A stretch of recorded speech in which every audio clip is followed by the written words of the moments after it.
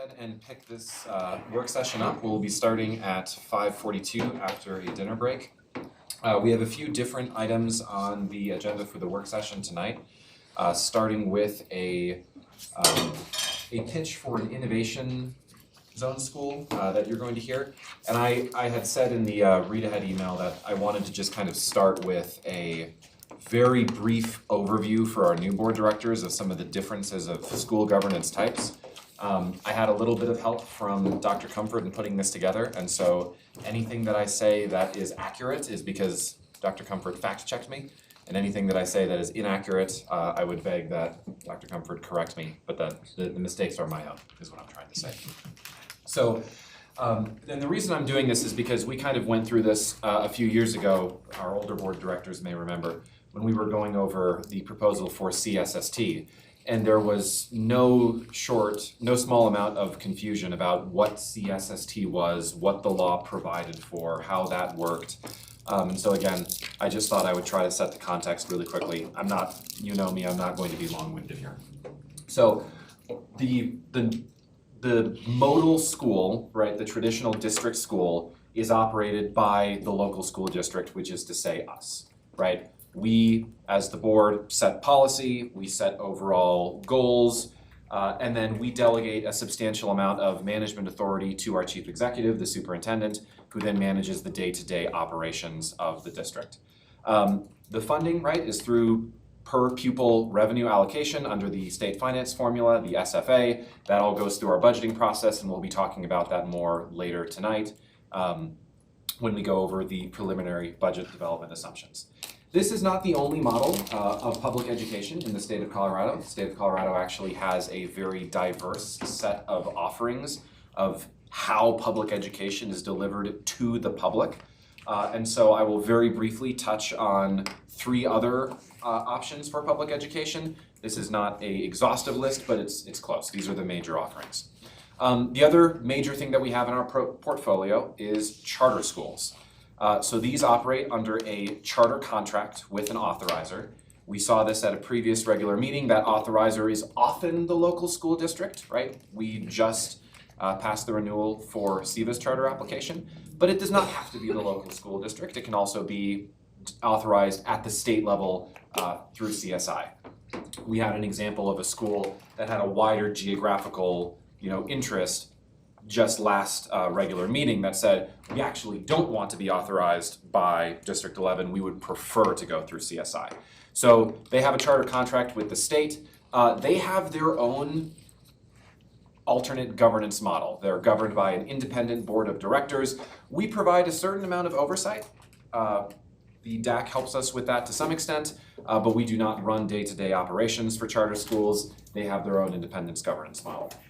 They operate with a significant amount of autonomy over operational details such as staffing, curriculum, scheduling, and they have automatic waivers from many state policies, and the specific contract that they have with their authorizer outlines how those waivers function. They receive per pupil funding as well, and then we have a certain pass-through of MLO money that goes to them. That is state mandated as well. The theory being, right, they're a public school just like anybody else. They are serving students just like anybody else, and so they get a certain amount of MLO dollars. Innovation schools and innovation zone schools were established under the Colorado Innovation Schools Act of 2008. These are the intention of the law was to try to provide some opportunity for flexibility in operational choices. More akin to a charter school perhaps, but not fully in that direction. And so innovation schools are still a part of the local school district. They operate under approved innovation plans, and the local board then approves those plans. And those plans also allow waivers from various district policies or state policies. So we have some innovation schools ourselves. North and Mitchell are two examples of innovation schools with innovation plans. Our older board directors may remember previous conversations where we have talked about, whether those schools are making full use of the flexibility of their designation of innovation schools or as to whether we want them to innovate more. You may remember those conversations from previous years. My understanding is what we are being pitched on tonight is a innovation zone school. So this is similar. This was established under the same state statute. They frequently, although not always, operate under a alternate governing body, as does CSST. CSST is an example of such a school, where again, we ultimately approve the school, it's considered a district school, we delegate management authority to this alternate governing body if they choose to set one up. There are numerous ways of doing this. You can have nonprofit governing boards, you can have some kind of other shared leadership model, you can have other collaborative governance structures. It's still funded through district per pupil allocation, similar to traditional schools. It's still a district school. The law just provides for a few different alternate arrangements, both in governance and in terms of operations. And this came up when we were thinking about CSST. I just want to foot stop this. An alternate governing body is explicitly one of the things the law says you can consider this as an innovation. This is a useful thing to do in certain circumstances. Brandon, did I get anything wrong? All sounds right. Okay, thank you. And with that, I will turn it over to Superintendent Gall. I'm going to hand the clicky over to my good friend Dr. Bolton and his team and let them make the pitch. Think a lot about the successes that we've had with CSST, of how we bring students in K-12 with higher ed and industry together around the learning experience. Don't let anything else distract you. Think about that under this setting. For those of you that toured today, I think you got to see that and realize it's something completely different than something you would expect to see in a comprehensive high school. We're not trying to be against comprehensive high schools. We're trying to answer the demand signal for parents and students, which is nicher, more uniqueness, more individualized opportunity. Dr. Bolton. All right, thank you. So many of you have met me and visited with this board several times over the years, but if I haven't, Lance Bolton, I'm the president at Pikes Peak State College. I think I'm finishing my 15th year as president of Pikes Peak, so I've been here a long time. Have really given me an opportunity to build a lot of partnerships and understanding of the community where we work. I want to introduce my colleagues, Dr. Joe Charlemagne. He is the Executive Dean of Health Sciences at Pikes Peak State College. He can answer any technical detailed questions you might have about our programming. And Donna Nelson, who is the Chief Development Officer at Pikes Peak. And I think one of the key things that we see here is certainly an opportunity for us to bring in additional resources that will serve District 11 kids through this partnership. We know that our philanthropic partners in the community love to see this kind of partnership on behalf of kids. So we're really excited to share this idea and pitch with you. I want to note that launching a healthcare innovation school, it will be a first for Colorado, and it's really a national best practice model now in education to create hands-on, meaningful experiences in education for kids that lead them directly to work opportunities. And that's exactly what we're all about. As you'll note in the slide, our target opening is August 2027, and the goal for us is simple but powerful. Every student leaves this healthcare high school with a healthcare credential that puts them to work. So the model integrates high school learning with career level training in a highly structured career focused environment. School will be modeled after the Colorado Springs School of Science and Technology, and thanks Nathan for being here. I want to note that I serve on Nathan's board. I was a founding member of the board and continue to be an active member of that board, and we see a similar pathway here for students to be engaged in very specific, detailed, career-oriented instruction and curriculum. I've had the privilege of serving on your board since, remind me when, can you? Yeah, I came May of 2025, 24, Right. 2 years. So I think a lot of learning has gone on in that process that we can certainly apply to the opportunity with the healthcare high school as well. So the program in our hand, we're envisioning, it will initially focus on licensed practical nurse positions and training. So one of the things that students will have to do on the pathway to that is they'll have to earn their CNA. So students would actually come out of the program with 2 credentials. So Certified Nursing Assistant, which will get you a job in healthcare already. But we want to graduate students with an LPN, With an LPN, a student can earn approximately $60,000 a year in Colorado Springs area. LPN opportunities are consistently listed. It's one of the top job openings in the Pikes Peak region. They're really hired primarily by long-term care facilities, so retirement homes, and rehabilitation facilities that hire the LPNs. You really have to have an RN to go into the hospitals, and eventually they typically require BSN. And I want to talk a little bit about what that pathway would look like. So we imagine the instruction will combine both traditional high school coursework and extensive concurrent enrollment in the junior and senior years to learn to the LPN, to lead to the LPN licensure. We anticipate that Pikes Peak State College faculty will teach the concurrent enrollment courses and partner closely with their colleagues at District 11. So while we expect LPN to be the foundational program, we also anticipate, if we're successful with this model, and I'm sure we will be, that we will expand the opportunities. And we're thinking about especially dental assisting and EMT. So a lot of great jobs in dental assisting, and a dental assisting program graduate has a fast track opportunity into our dental hygiene program. Dental hygiene is right now the highest paying producing job that we train people for, with salaries over $100,000 a year in the Colorado Springs area. So we want to make those opportunities available to young people coming into those programs.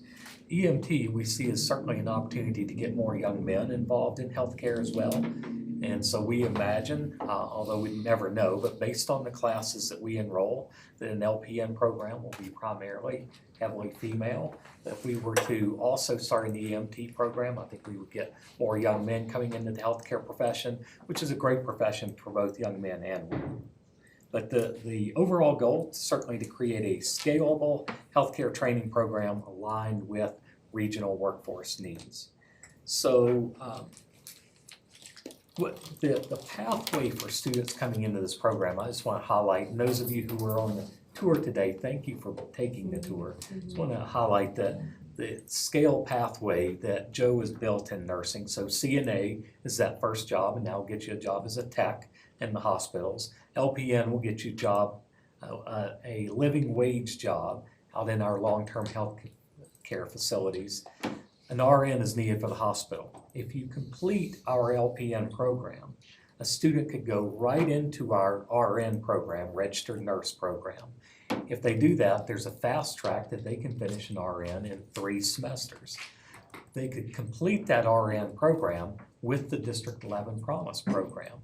So a student could come through the LPN program in high school, go into the RN program following high school with support from the D11 Promise. They then take a job at a local hospital. The hospitals will pay for every student they hire, and they hire everyone they can get their hands on. They compete for them. They will pay for them to continue into their BSN program and complete that. A student coming out of a District 11 high school could complete a Bachelor's of Science in Nursing at Pikes Peak State College with no expense to themselves or their family through this model, and we think that is phenomenal. So an RN coming right out of Pikes Peak State College, working at UC Health, I've pulled the data on this with help from their human resources folks, earns about $90,000 a year. It's a life-changing opportunity for young people. They earn so much because if you're a new nurse, guess what? You work nights, you work Christmas Day, you work New Year's Day. So there's a lot of differential shift pay that's part of that $90,000. They're getting hired in the mid-70s, but they're actually earning over $90,000 a year on average, which is amazing. Real quick, sir. Yes, sir. We have a lot of acronyms in the educational field. Yes. My wife is a nurse, so I'm familiar with these Okay. acronyms, but just for the board and for the public. So CNA, Certified Nursing Assistant, LPN, Licensed Practical Nurse, RN, Registered Nurse, BSN. Bachelor of Science in Nursing. Okay, so these are all credentials that we're discussing, folks. Dr. Carey, I appreciate that. I do that to Joe all the time because I get lost in his acronyms, but thank you for backing me up on that. Didn't mean to interrupt your momentum. Sorry about that. No problem. We really envision this as a powerful step and an opportunity for us to partner with District 11 in a really meaningful way to create new opportunities for students in the district. The key part for Pikes Peak and what we're thinking about with this is, if you were on the tour today, you saw this is not a traditional learning environment. We created a really powerful, hands-on, energizing experience for students. We help students begin to imagine themselves as healthcare professionals from day one. Students are typically in uniform when they're there in the CHES building taking classes. They're in uniform when they're going through the simulations. They're having the experience of being healthcare professionals. It's really the challenge that we often have with students is to put into their imagination and into their mind the idea that they can be a healthcare professional or that they can be whatever that thing is. We create that opportunity through this type of program and this type of instruction that is very, very hands-on based. And to accomplish that, Pikes Peak State College is coming to the table with an investment of $5 million that we would put into building out the nursing simulation space that would be needed to replicate what you saw today. And if you didn't get to do the tour today, I want to tell you it's an open and standing invitation to come to the college and have an opportunity to do that tour and see what healthcare simulation training can look like. I will tell you that center there is a national model. It has attracted people from all over the country to come and look at that and to talk about how they could replicate healthcare training in their spaces like we're doing there. It is extraordinary for a college like ours. We were discussing what kind of college we are. We're not quite still a community college, but we're not a four-year college. So we decided with Nathan's help today that we're a 2+ college. For example, you can earn your bachelor's degree in nursing, but for a college like ours to have a medical campus, it's really extraordinary. What we're envisioning with the investment that we would like to make with District 11 is a second medical campus to really focus specifically on young people in District 11. We know that a couple of things about District 11 that I just want to highlight. One, you all have been a great partner to work with. We've had tremendous amount of success with the D11 Promise. We're having a lot of success and working really well together on a teacher program, and we see an opportunity here to continue to expand that partnership. The hospital's core operations are in District 11. Their administration is here, their main hospitals are here. They exist right here in your district. And many of the young people who are our #1 targets that we want to serve, who sit farthest from opportunity, are right here in District 11. The opportunity to break cycles of poverty and to create professional opportunities for young people through a program like this, I couldn't tell you how excited I am about being able to do that. And so I hope you will come on this journey with us to be able to make that happen. Just finally wrapping up, healthcare, one of the fastest growing industries in the Colorado Springs region. We are a major hub for healthcare. If you don't know, and I've spent a lot of time in our hospitals, people come from western Nebraska, from New Mexico, from all over southern Colorado for healthcare in Colorado Springs. We are a healthcare hub for a very large region. So we anticipate, and certainly the hospitals continue to anticipate, more investment and more opportunities, more professional jobs here. In the 15 years that I've been president at Pikes Peak, at no time has there not been construction of new hospital space underway here in Colorado Springs, and that continues today. When I sit and visit with our CEOs, they will tell me that their #1 concern and issue is how they're going to staff those hospitals. They're very comfortable with being able to build these great facilities, but the care really comes down to the quality of employees that are there on the floors and making healthcare happen in a professional way for their patients. So I think I can take questions now, but I just want to finish with this, that I have, as I just mentioned, spent a lot of time in our local hospitals. So my wife was in UC Health for 9.5 weeks this year already. So she entered just after January and she just got out last week. And I would say about 2/3 of the nurses that I encountered in her room were Pikes Peak State College graduates. I encountered some extraordinary District 11 students. Gabby, who came out of Mitchell High School and was Lisa's nurse for, I don't know, like 20 or 30 of those days, and she was fantastic. She was phenomenal. I was so proud of seeing our nursing graduates in those spaces. So we recently won an award called the Bellwether Innovation Award. Pikes Peak State College won it for the Promise programs that we built. We featured a student from one of our local high schools in that came through the Promise programs. And she actually came out of Sierra High School. But the opportunity that we see for young people who, again, sit far from opportunity to be able to engage in a program like this, go to a school that when they graduate, the day they graduate, they can go out and earn a living wage in Colorado.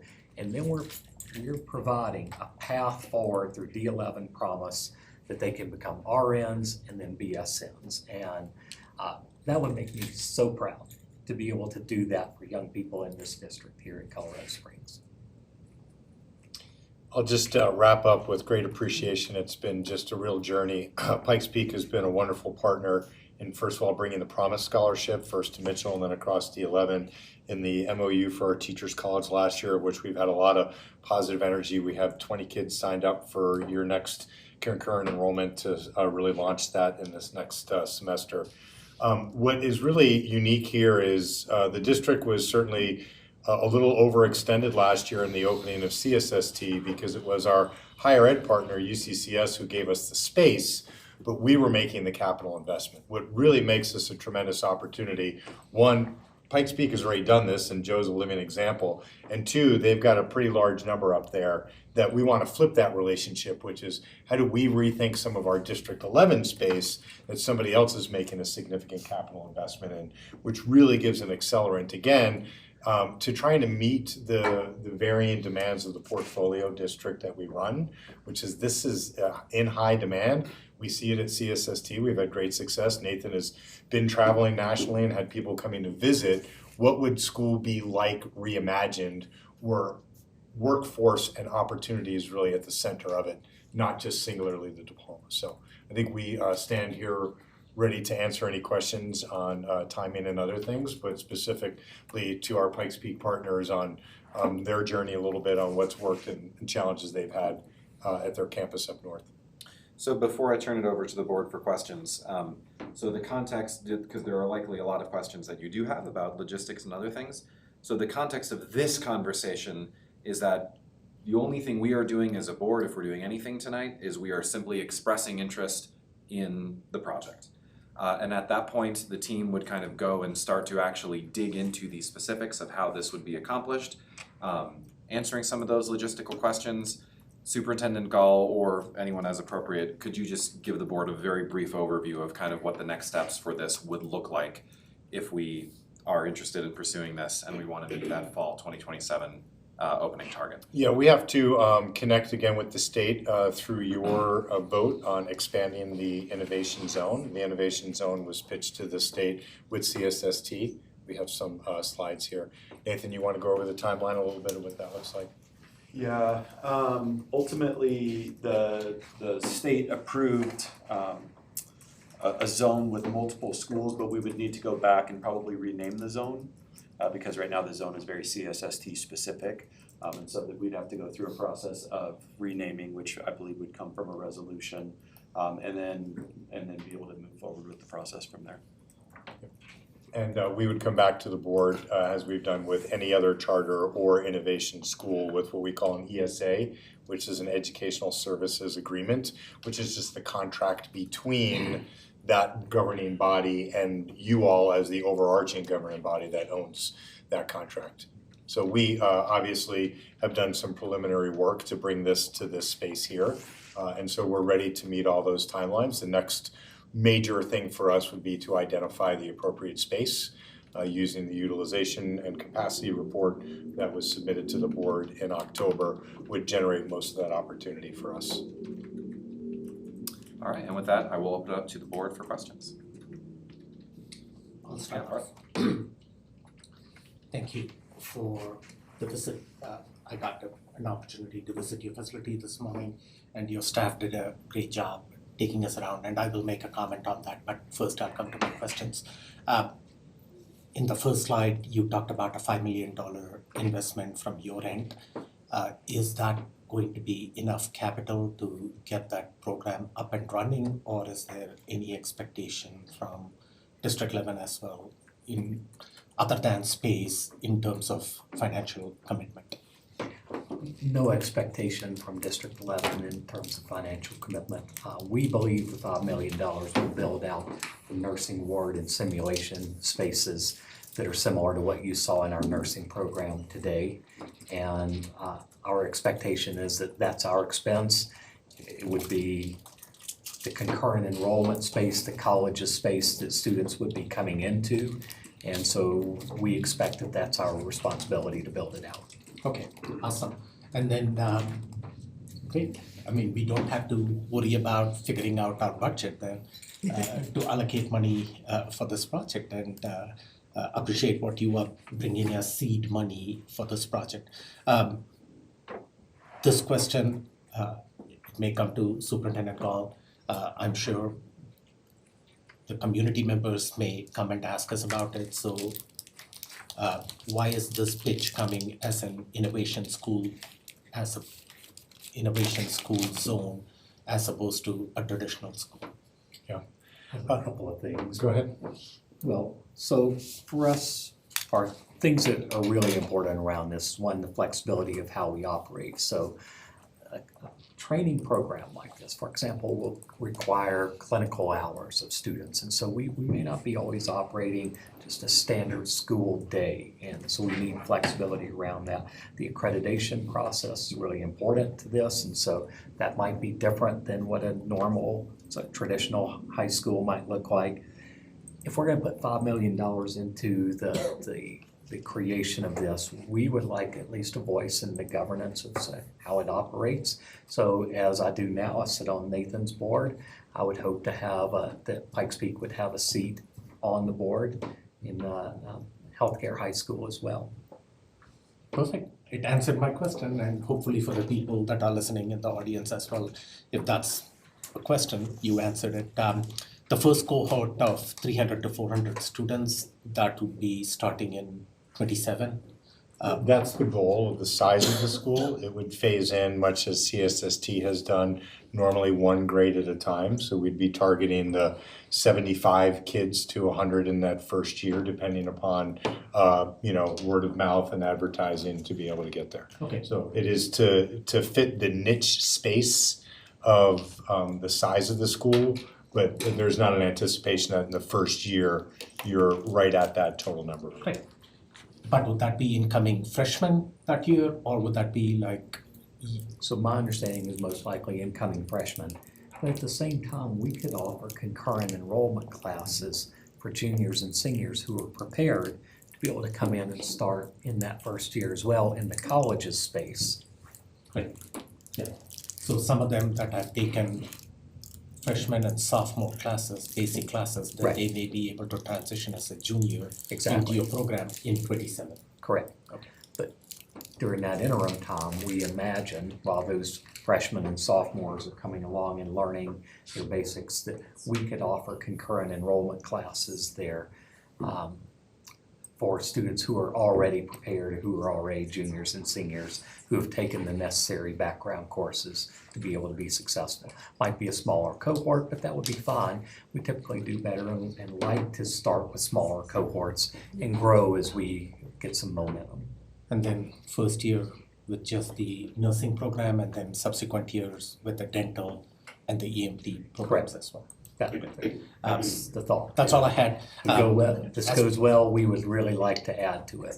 Okay, as far as comment goes, that was impressive. The tour that we got this morning and getting to experience, and some of the students were in class, we were able to walk into the class and see the students engaged in the classrooms, and the simulation models were there.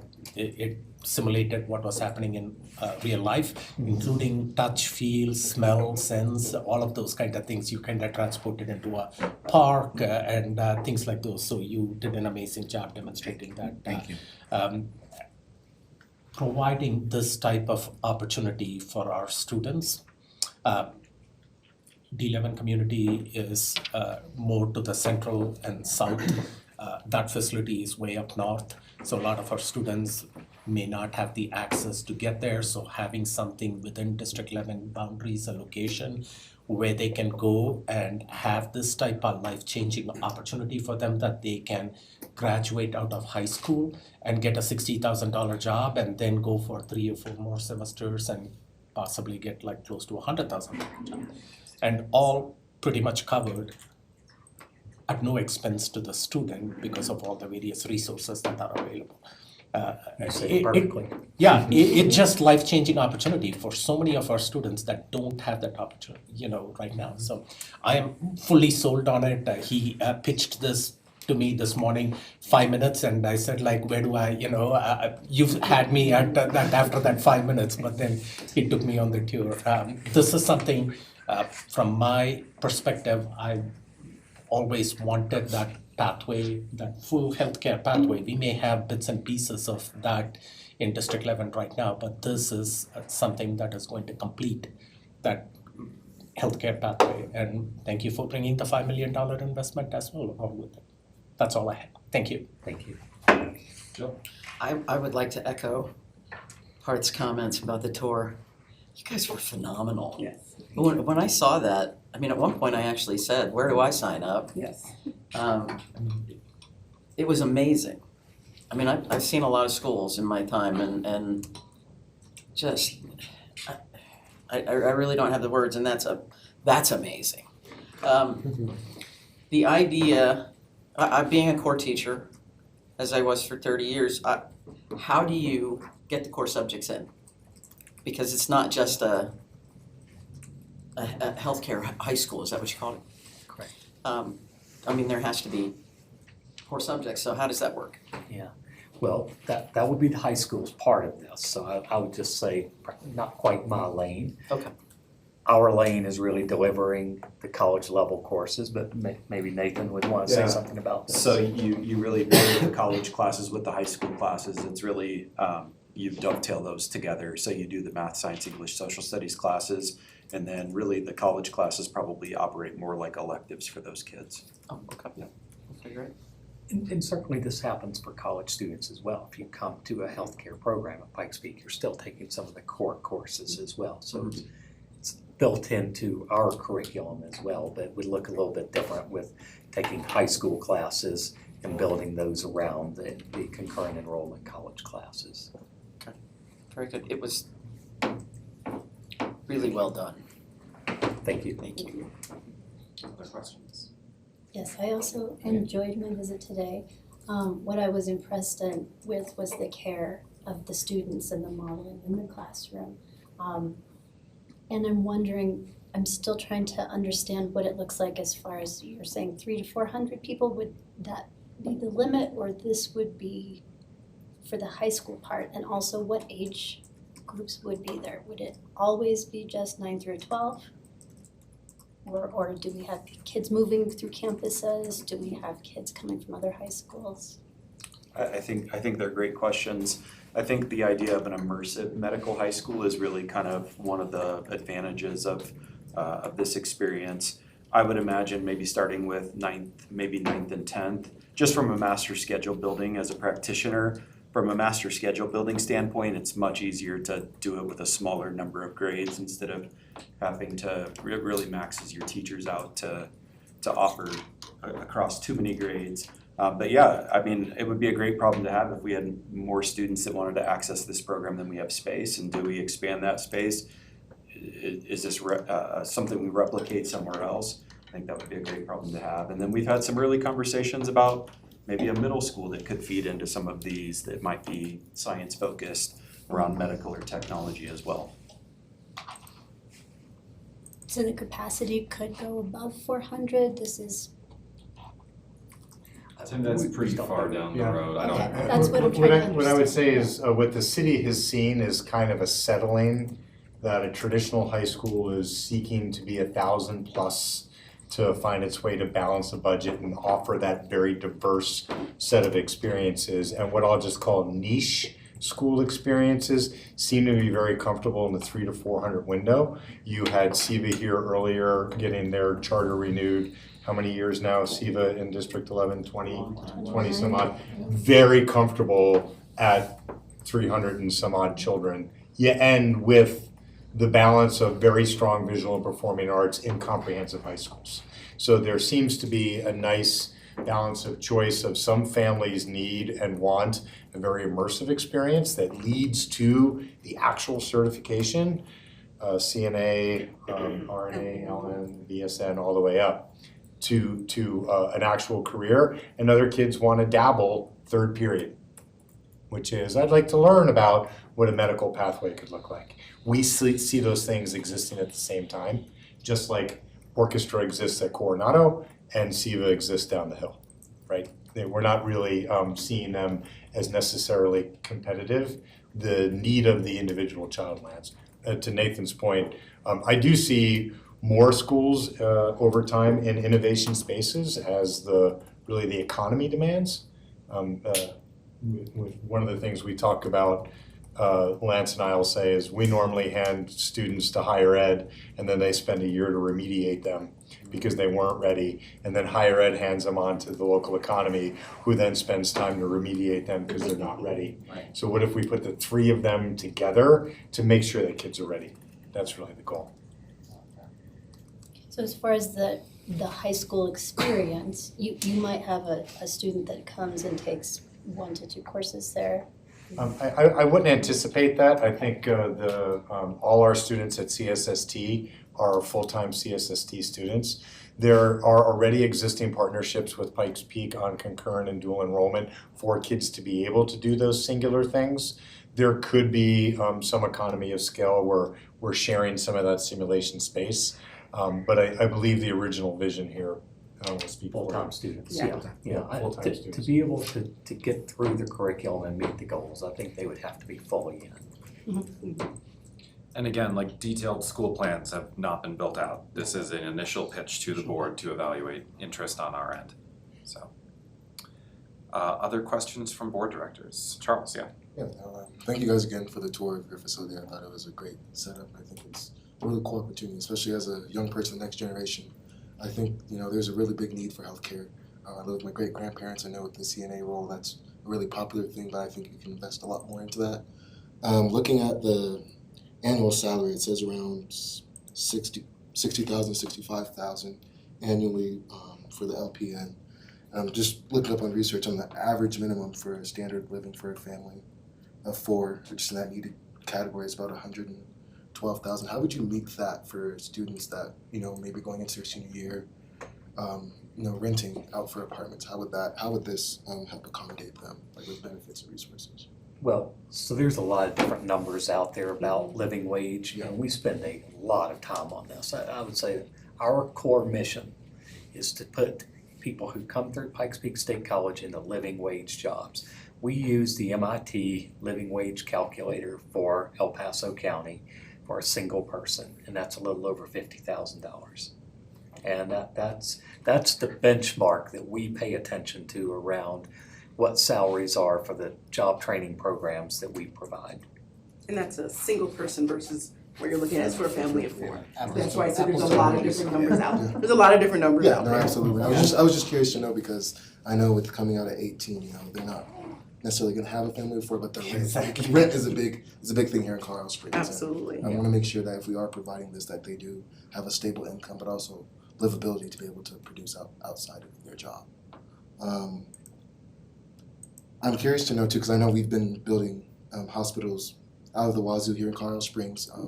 I was curious to know, I know we're not too far in it yet, but could we possibly look in the southeast region area of the city? Because I know that's a big area where, there's a lack of healthcare providers and positions like this. I think that would really help and diversify your guys' vision of what I think is possible for Colorado Springs.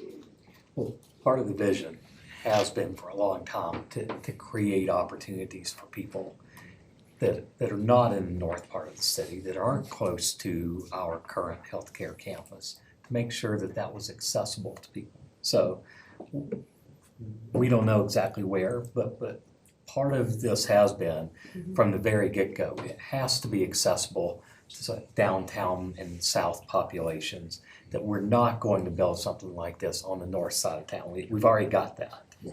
And I'm curious to know what sets you guys apart from like UCCS's campus with their nursing program and the opportunities that they have. But with you guys, it seems it's a little bit more efficient and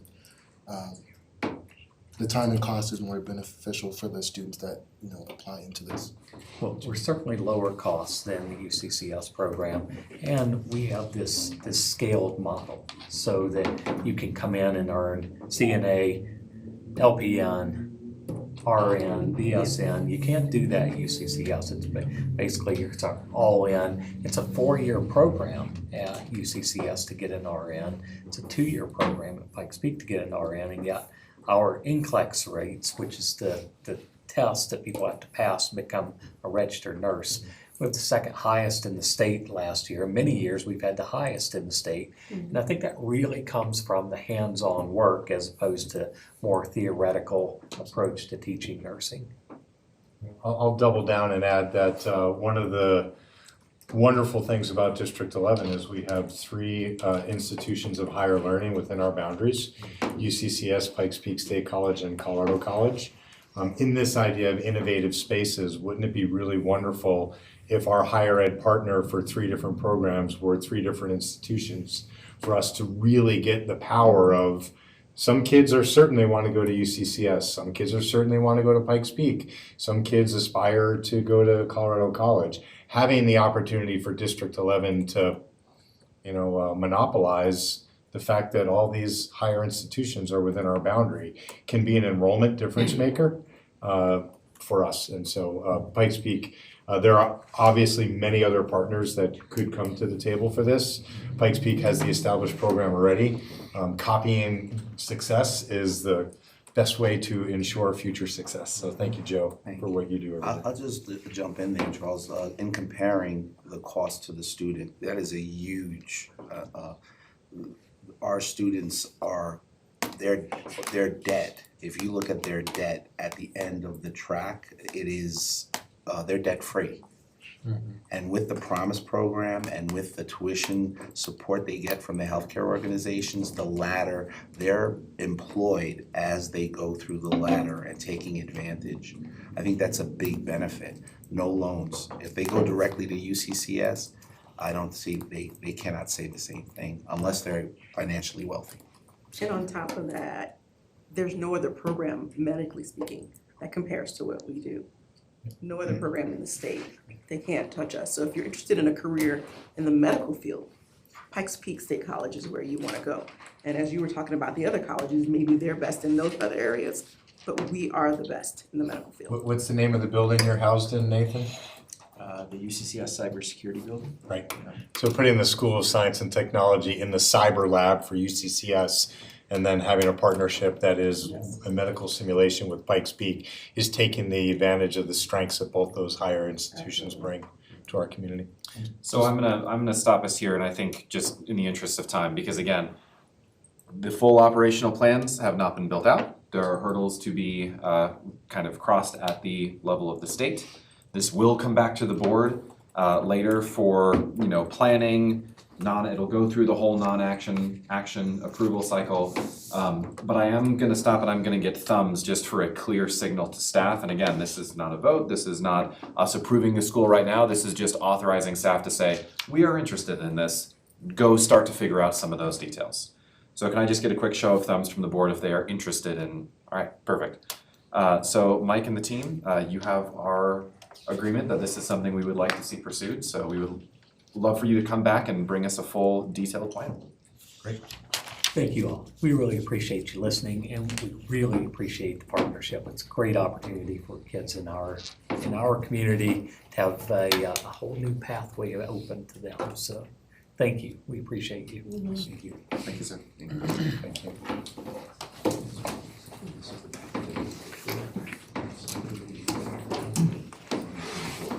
As we transition, we introduced last board meeting the idea of the guarantee. If you'll remember, the 12th grade guarantee was every kid has a plan. And so this is a hyper-specific example of how we can make that guarantee to folks, that those plans aren't just on the whims of 15, 16, and 17-year-olds, but getting them the actual experience. Okay. Next thing we have tonight is a update on the bond conversations that have been occurring in our community. So with no further ado, I will turn it over to Superintendent Gall and Dr. Brandon Comfort. Yeah. Board and the community, it's great to give you all an update again. Our goal here is to provide the board and the community with very rigorous planning and processes. These are all pre-decisional for the board and the community to make the decisions.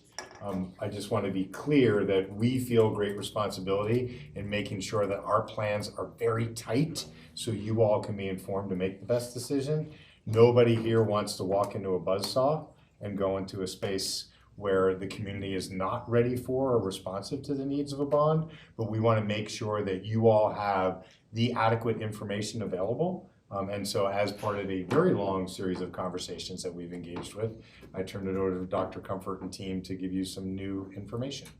Yeah, good evening, board. I'm joined by Carter James with Fog Signal. He's going to do a part later tonight on where we are with kind of our overall campaign and polling strategy. I'm going to start with project selection, how that's been going out in the communities, because our communities have been very busy thinking about how to transform their buildings. And then, as you know, our capital program manager, Jennifer Hotelling, is with us as well. Okay, so a little bit on timeline.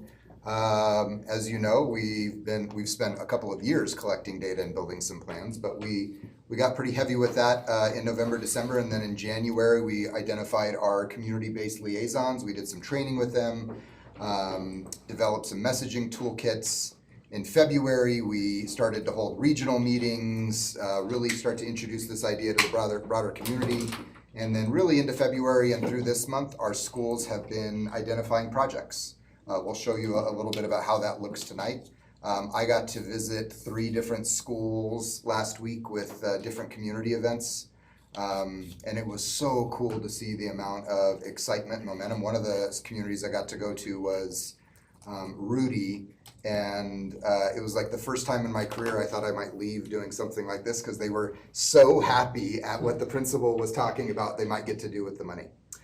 So we're finishing that up now. Most of our schools will have identified their projects by this week. There will be a little bleed over into after spring break. And then into April, we will bring back a place of here's all of the projects, here's the district-directed projects, here's the school-chosen projects, kind of a cumulative bond project list for the board to review. Carter will go over his part of the timeline a little later. Just a couple of snapshots from some of our pictures. If you've been out and about, you've seen schools have engaged their community in a variety of ways. I was at North for a basketball game a couple of weeks ago, and their bond liaison had a big printout with a QR code and was forcing every single community member who stepped in the building to engage in, whether they had anything to do with North or not, forced them to give feedback on what they thought the school should look like.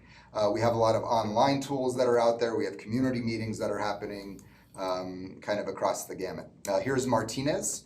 We'll show you the updated public-facing tool tonight. And so what we've been able to do is actually take some of our project concepts in their old version and have a slider on the screen that shows you what that might look like if it were renewed or redone. And so this is Martinez kind of engaging their community with what it might look like if Martinez were to renovate their gym or fix their parking lot or mess with their hallway.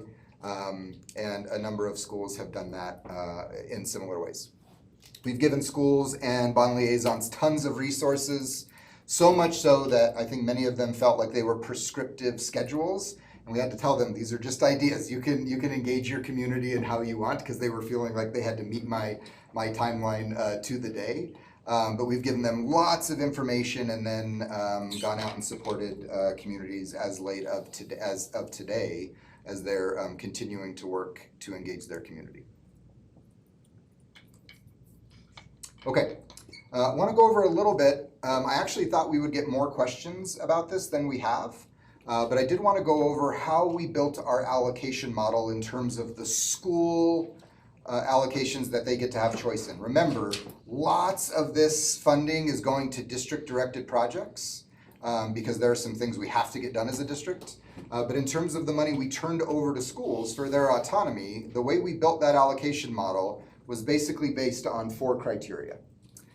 First, we looked at facility condition, and for facility condition, we combined, if you remember back last month or 2 months ago, we talked about this different data. We combined facility condition index, which is basically a measurement of the building, its bones, its systems, and educational adequacy, which is really about the experience a student has in a building, safety, security, natural light, all of those different metrics. We combined that to create 50%, and then the other 50% was the school's utilization, not enrollment, but utilization. We do want to maximize the amount of kids that are impacted by the bond. And so we put those 2 numbers together to kind of create a normed score. And then we regionalized it. We were very, very cautious that we did not want this bond to benefit primarily only one part of the community. We wanted to make sure, to Director Johnson's point earlier about what about the Southeast, we wanted to make sure that this bond was beneficial to all parts of our district because it has been such a long time since they've seen any significant investment. And so what that kind of turned into is by region, we assigned different ranking and different investment levels, right? So it wasn't necessarily based on the year your school was built. It was based on your building condition and your utilization for your region. So in each region, there was an elementary school that, based on utilization and building condition, received the highest allocation, and then there were tiers below that. That turned out to kind of look like this. So in every region, there was an elementary that received a $7 million allocation, and then you'll kind of see how that cascades down. Again, then at the middle school level, for where there was 2 middle schools, one received a $10 million allocation, the other received 7. And then for high schools, we had $15 million and $20 million allocations. What you'll see over there on the left is the district-directed projects. So on top of Palmer Phase 2, on top of Holmes, on top of the paying off of the COP, we also have $156 million of other district-directed projects. So these are things like air conditioning, these are things like roofs, these are things like boilers, these are ADA accommodations. These are things we have to make sure that with this size of investment, we address a lot of the old deferred maintenance. And we balance that with what each school community wants to see. $750 million is a lot of money, and we want to do that in a thoughtful way. And so we reached out to kind of districts across the state, districts that are larger than us, and we said, hey, as you've passed much larger bonds than our bond initiative, how much were you able to spend reasonably in a period of time? And the largest of districts said, hey, we can spend about $400 million in 2 to 3 years. Remember, when we pass a bond or we approve any type of measure like that, we have to spend 85% of that tranche within 3 years. Otherwise, the federal government is worried that we're saving money to collect interest, and that's called arbitrage, and that's a no-no. And so we want to tranche this. These are our rough thoughts right now. $300 million in the first tranche of a couple of years, then $250 million, and then finally $200 million for the third tranche. Now, there will be some projects that cross over, right? The rebuilding of homes will not all happen in tranche 1 because it can't. It's too fast. So we will design some of those projects in tranche 1 and then build them out in tranche 2. But I show this to say we're starting to organize what it would look like across all of these different tranches to stack and rack projects. Now, we don't know all of that yet because we don't know what schools want to see or what they want to have happen, but we are starting to build that organization. We will obviously bring that to the board for your review as well when we're ready for that. I want to kind of do another quick walkthrough of the tools that the community has access to so that you can kind of see the level of transparency and data that's out there. And so this is the bond kind of front page. Most of this was there on the original version, but this is where I said we took some examples of projects that we see across the district and we built in these sliders so that if we say, hey, what does a classroom modernization look like? We took an existing D11 classroom and we overlaid that with what it might look like if we invested heavily in there. This is just about windows. Same building, same classroom, but we just put in windows. And it's that significant of a difference. These have been very popular with the community because you just don't, you've never seen what it can look like. And so until we visualize that for them, it's hard to really make sense of. We've updated our FAQs, and then obviously what we're gonna go to here is explore your school's data. Remember, every single school's educational adequacy and facility condition and allocation is publicly available to any member of the public. It's on our front page, it's on every single school's front page, and so you can go in, as you've seen before, look at that school, look at some of their statistics and demographics, look at their facility scores in terms of facility condition index.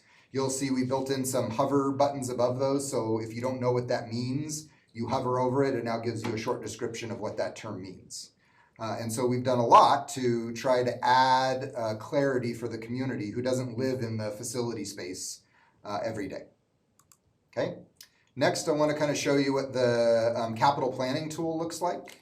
And so this is, if you are the bond liaison or the principal, you get to go in and you get to see the allocation. And then you'll see a big long list of projects the district has done in the past 5 or 6 years. Because we don't want you thinking that you got to spend money on something that we just updated. Then you come down and you start to have concepts based on the funding available. And you can decide, hey, I want to put in new flooring. But I only want to put in new flooring in this part of my building because of a variety of reasons. Well, we have modeled the price for that for you. And so they got to go in and really play around with their allocation. And as they choose things and prioritize them, they see their allocation reduce. There's a section on the bottom where if we don't have the type of project they're interested in, they can put that in. They can invite our capital team out to go do a feasibility walk. Hey, we want to add a new gym and we have $5 million. Is that feasible? And so Jen's team will walk out with an architect and say, hey, here's what we can do for $5 million. We've had a lot of schools take the advantage of the capital team on that. And then finally, what it looks like after they submit. So this is now what our team has access to on the back end. You choose a school, you see what their allocation is, and then you get to see what projects they chose, how they prioritize them, additional thoughts that they had, additional questions that they had. And so it's a really good thing. We now have over half of our schools have already submitted their project list. And so we're able to go in and take a look. I will say, most schools went a really small portion above their budget. I think everybody wants to maximize the dollar. Well, actually, here's an example right there. They went $50,000 over that $1 million. But this is proving to be a really good tool for us to start to organize what projects schools want to do. This is another thing, obviously, we will bring in front of the board so that you can see what's happening at each school after we've compiled all of this information. Okay. I'm going to turn it over to Carter, and then we'll open it up for questions. Yeah, good evening, everyone. I know I've had a pleasure of meeting some of you separately, but for those I haven't, my name's Carter James. I am a partner with Fog Signal Strategies. We're primarily a public affairs / ballot measure consulting firm. Me personally, I am a bit more Midwest born and raised, but I am located in Los Angeles for the last 2 years. I have over 250 different campaigns. I have worked on majority of those being ballot measures, with a good chunk of those being up in North Dakota. I want to go through just briefly what we have done with both Perkins Eastman as well as the district, what we're doing currently, and kind of looking forward where we go. You will see we're lacking a lot of in-the-weeds data, and I will just say off the front, that's intentional. We are not going to come to you with a template. We're not going to tell you what the strategy is until we hear from the community. And the first step of that community input is this poll that we're currently rolling out. We're in week 3 of a community survey, and I'll get to that in my next slide. I'm a little early, but I just don't want you to look at this and be like, where's the data? The data's coming. I just don't want to preempt it by rushing ahead. So as Dr. Comfort mentioned, we have already been training with the bond liaisons. We have started the most critical part, which is the schools know anything about a bond measure. Most ineffective way to go for a bond measure is if you show up on the ballot and no one knew it was there. Not going to be effective. You want your teachers, your parents, and kind of the extended community to know. The second is kind of the project list.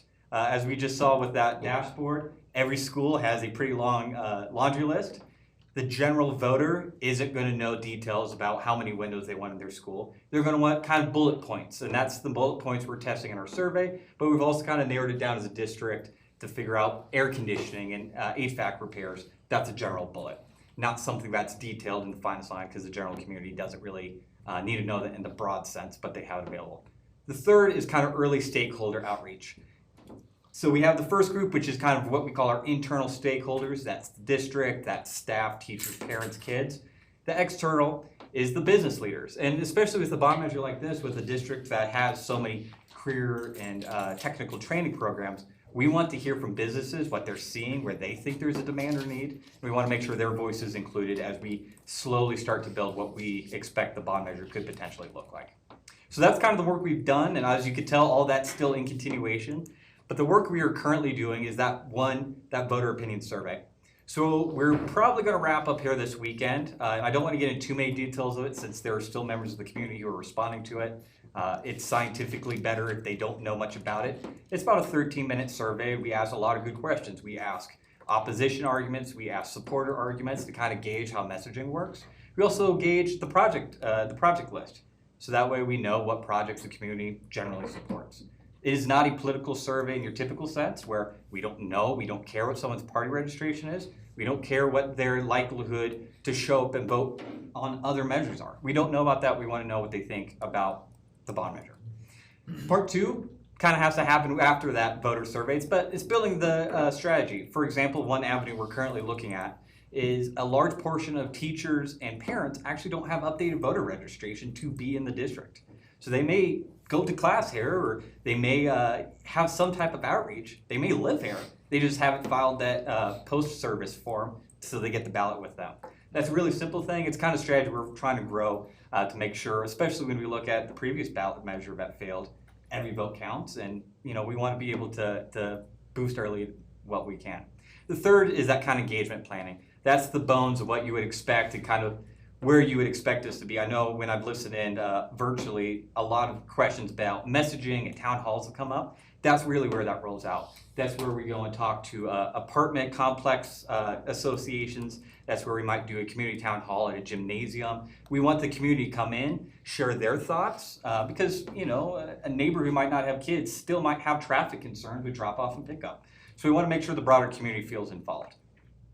What's coming up after this kind of initial phase is the research really wraps up. We're going to be collecting feasibility reports. We know what we're going for. The second step is your more traditional information campaign. It's not persuasive, both legally as well as fundamentally. That's not our goal. The community engagement is we want that extended voter, that someone who just gets their ballot and they vote the same day and they don't listen to ads, they don't look at anything like that. We want them to receive something from the mail, from the district early on, either in the mail, through social media, through something like that, where they know about the bond measure before it shows up. We want them to know this is not us just coming to you for the first time asking for money. We exist. We're trying to establish that line of communication. The third is where we will work more with you. That's the proper board work session. That's where we would come to you and present both the ballot question, the simplified project, the full project list, as well as the resolution to actually forward to the county for the election. And then August, really early August, we may look at a different date, is kind of that final deadline for the board to vote on if a bond measure is going to go to the ballot. That is where we are at, and I know Dr. Comfort and Superintendent Gall have really kind of demonstrated for the last few sessions now that this is a community feedback focused effort. And I'm happy to answer any questions. I know we got about 12 minutes left on the clock, so yeah, I don't believe you have anything else. Nope, that's the end of our update. Yeah, turn it over for questions. Questions from the board? So once we get the information back from all the schools, you said there's still that stuff to file some of their information in. Will this be coming up in the next regular board meeting for updates of that, or will that be in the future agenda item? I think we'll work with President Carey on a timeline that makes sense. I don't think we will be wrapped for the April 1st board meeting because I would hope that schools are caring about their project list over spring break. I'm not sure they will. So we might have to come back in a work session or a special meeting something thereafter. Yeah, early to mid-April. And just to add to that, we will present the survey results as well. Okay. Other questions?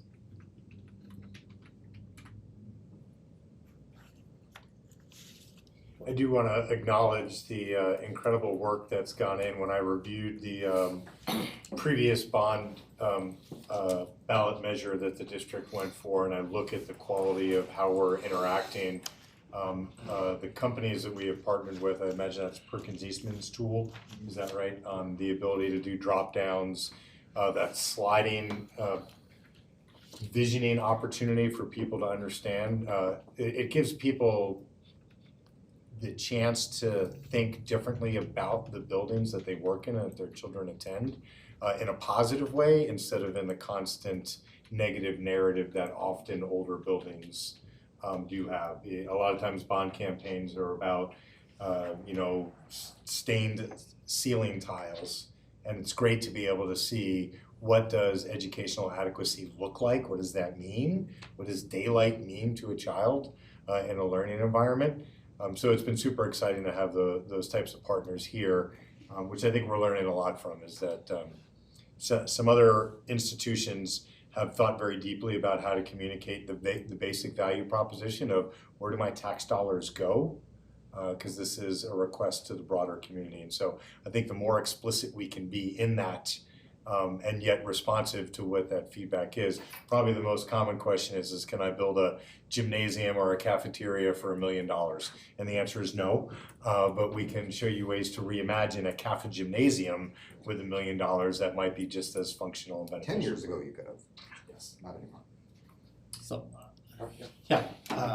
more as a comment, as the board liaison for this bond discussion, just to update the board on this, we have been periodically meeting with Dr. Carey, and Carter is looped into. It's a 30-minute conversation every other Friday.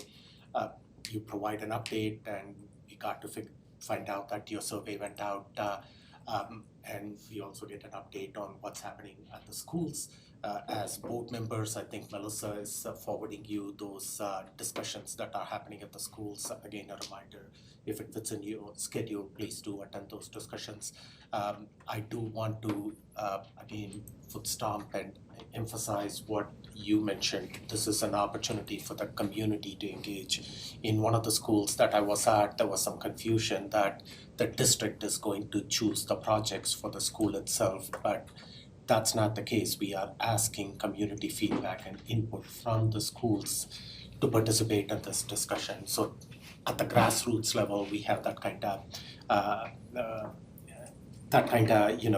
feedback that is being provided by our community. Just to Superintendent Gall or to you at this time, the 3 tranches that you talked about, tranche 1, tranche 2, is there still some discussion, Superintendent Gall, about attaching some kind of academic metrics to tranche 2 and tranche 3, or is that Yeah, I'll let Carter dive into that. I'll say that I think we're trying to cover that with the guarantee work. Ballot measures traditionally don't do well with the specific language of a metric in there. I'll let Yeah, so I kind of have 2 different answers for that. One, we are including a sub form of that in the poll, so we'll kind of understand the broader communities.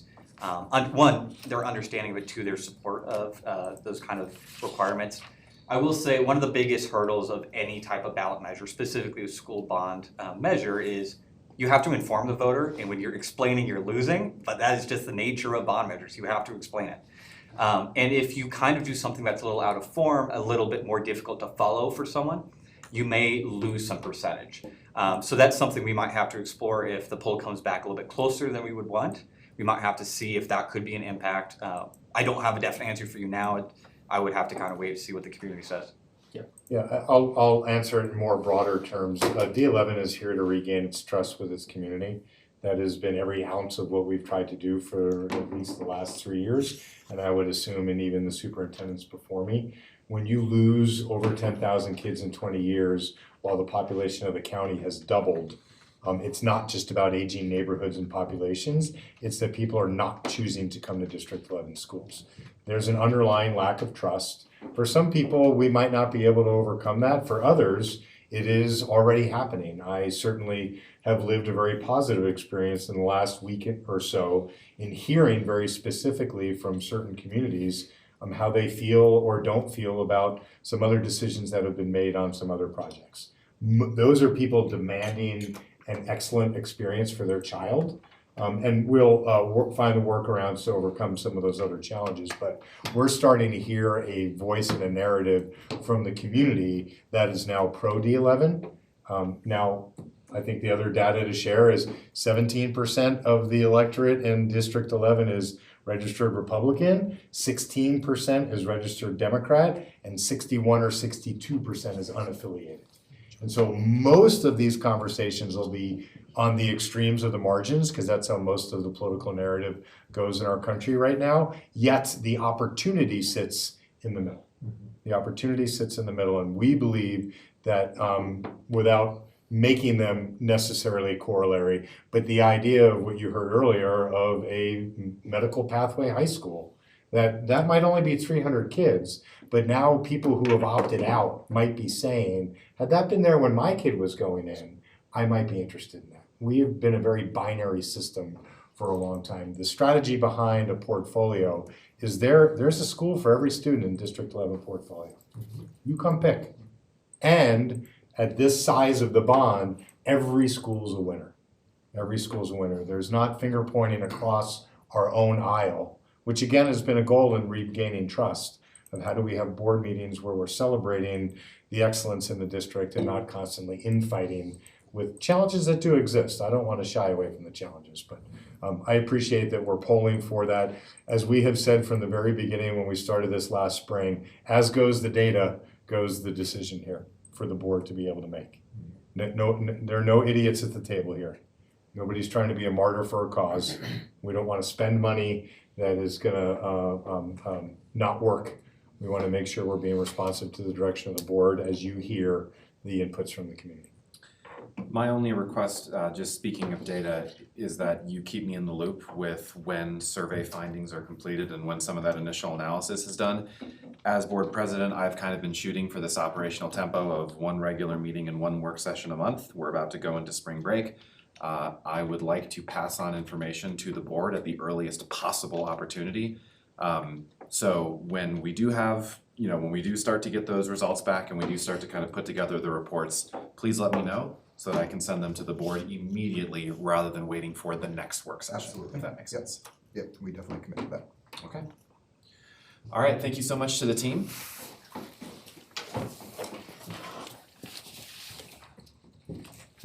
And I think Dr. Comfort probably shouldn't go too far. Yeah, I'm just gonna say goodbye, I'm sorry, I'll be right back. All right.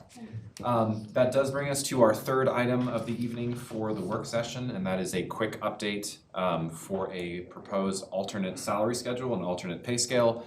And while we're waiting for Dr. Comfort to come back, I will just very briefly kind of give some context here. This was one of the ideas that was developed at the first retreat of the new board in January.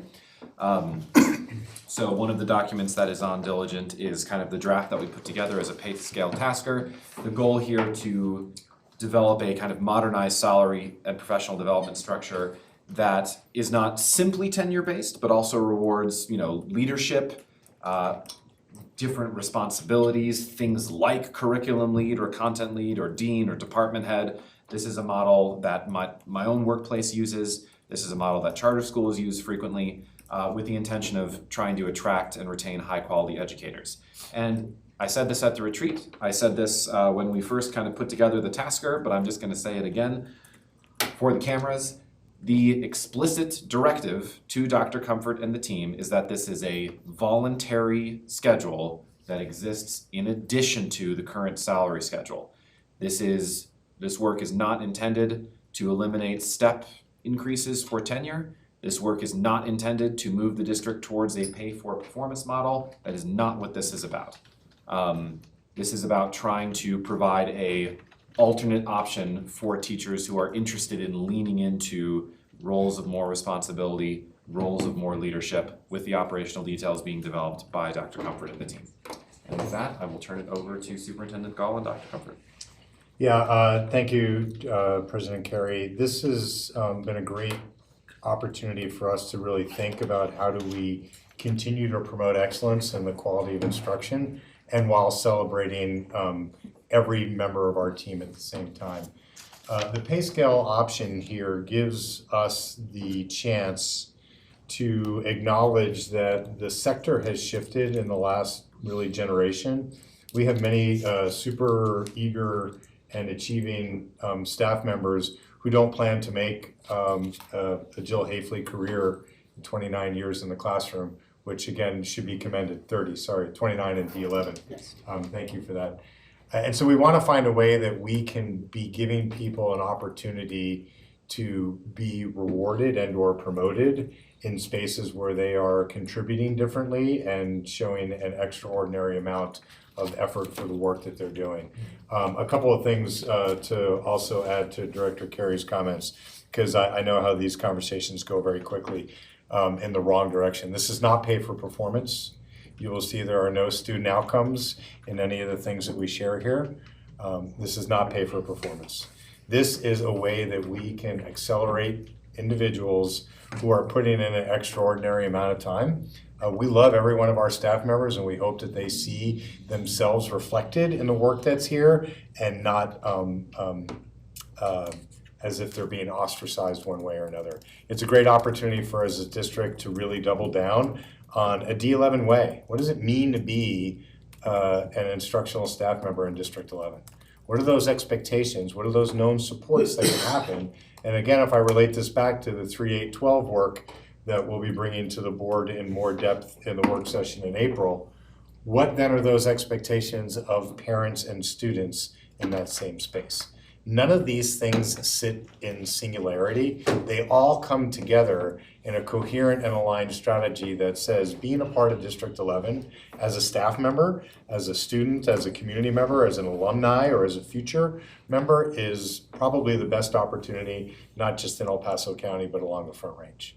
So, to Dr. Comfort. Okay, very excited to present this tonight. I think the primary objective here is expanding opportunity and alignment with district strategy. A quick data point for the board. We on average have 10 to 12 educators a month or 100 to 150 educators a year who move laterally on the pay schedule. Right, so that's either they got increment credits or they got a degree, all the things that I'm sure Director Jorgensen or Director Hafley and myself did in the classroom, right? That was the only way you could move is you took credits or you went and got advanced degrees. But to think about, we have 1,750 teachers and only 100 to 150 on a yearly basis are making that move over. So what that tells me is that there's not enough opportunity, that the value proposition for getting a master's degree is not what it was. It's potentially not worth the cost and the nights. And so I think expanding that opportunity is a really great additive of this salary schedule. Okay, so basically what we're doing is we're adding an opportunity, the model of instruction pathway. To President Carey and Superintendent Gall's point, this is in addition to. This does nothing in any way to stop, slow down, change the existing opportunities that exist in the salary schedule for teachers to move horizontally. If you continue to get increment credit, you will continue to move over. If you get a master's degree or a PhD, if you continue to do those things, you will move as you normally have.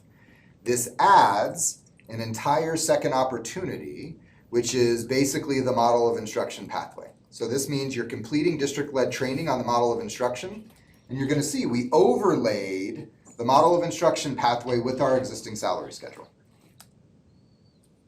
As a note there, you'll see the model of instruction is a zero-cost option to our educators to move over. They don't have to pay for increment credit. They definitely don't have to pay for an advanced degree. As long as they align with what you'll see here in a few slides, they will be able to move horizontally, in most cases, at a faster rate than in a traditional salary schedule. Okay, so entry points and how it works. First, to clearly state, it is teacher opt-in. Nobody will be forced into the model of instruction pathway. It is optional, and it is you can live in both at the same time. You do not have to pick a path and then you're in that path forever. So on a yearly basis, if you are moving on the model of instruction pathway, great. If you're moving on the increment credit or I got a master's degree way, great. Our talent management team will continue to evaluate that on a monthly basis and move you on the salary schedule as needed. So again, you'll see a key principle that our teachers are never required to switch pathways. We're not trying to force somebody into a decision and then say, well, sorry, you're in the credit system, you have no option ever. Or, oh, sorry, you're in the model of instruction, you can't get out of that. It will always be up to the teacher in terms of what is making the most sense for them now. The intent here is to incentivize and reward teachers for leaning into the model of instruction and the district strategy for teaching and learning. So I said we aligned it with the existing salary schedule. Our existing salary schedule has 9 lanes. And so the way we built this is 3 levels, each level with 3 steps within it. Or steps are the wrong word because we use steps differently. 3 segments within it, right? Level 1 foundation. So thinking about level 1 of, or lane 1 of our salary schedule, it's about certification. You're getting certified in the foundation level of the model of instruction. That's foundation training and credential earned. The next step is demonstration. If you are certified and now you're applying those skills and it's observed and validated, now you're all of a sudden in lane 2 of the salary schedule. The third layer is leadership. If you're coaching on the model of instruction, if you're mentoring, if you're leading practice and peers, then you now are on the 3rd lane, and that repeats 2 more times, moving from foundation to intermediate and then ultimately advanced.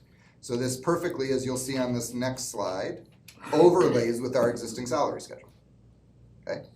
So again, remember, you will continue to be able to move horizontally if you choose in the ways that our teachers do now, and most teachers do. But if you choose to engage in the model of instruction PD, and then the demonstration, and then the leadership, without any cost or additional increment credit or degrees, you will be able to move horizontally on the salary schedule. So if you think about this, and you're a new teacher, you can, in a much shorter period of time and for thousands and thousands of dollars less, get to what is right now a master's degree lane of pay by getting to the intermediate certification level of the model of instruction. Here's what the criteria for each track kind of looks like. So again, certification is really about completing district-provided PD, passing some competency assessments, and then ensuring that you earn that credential. Demonstration is that it's observable in your classroom practice, the level 1 certification.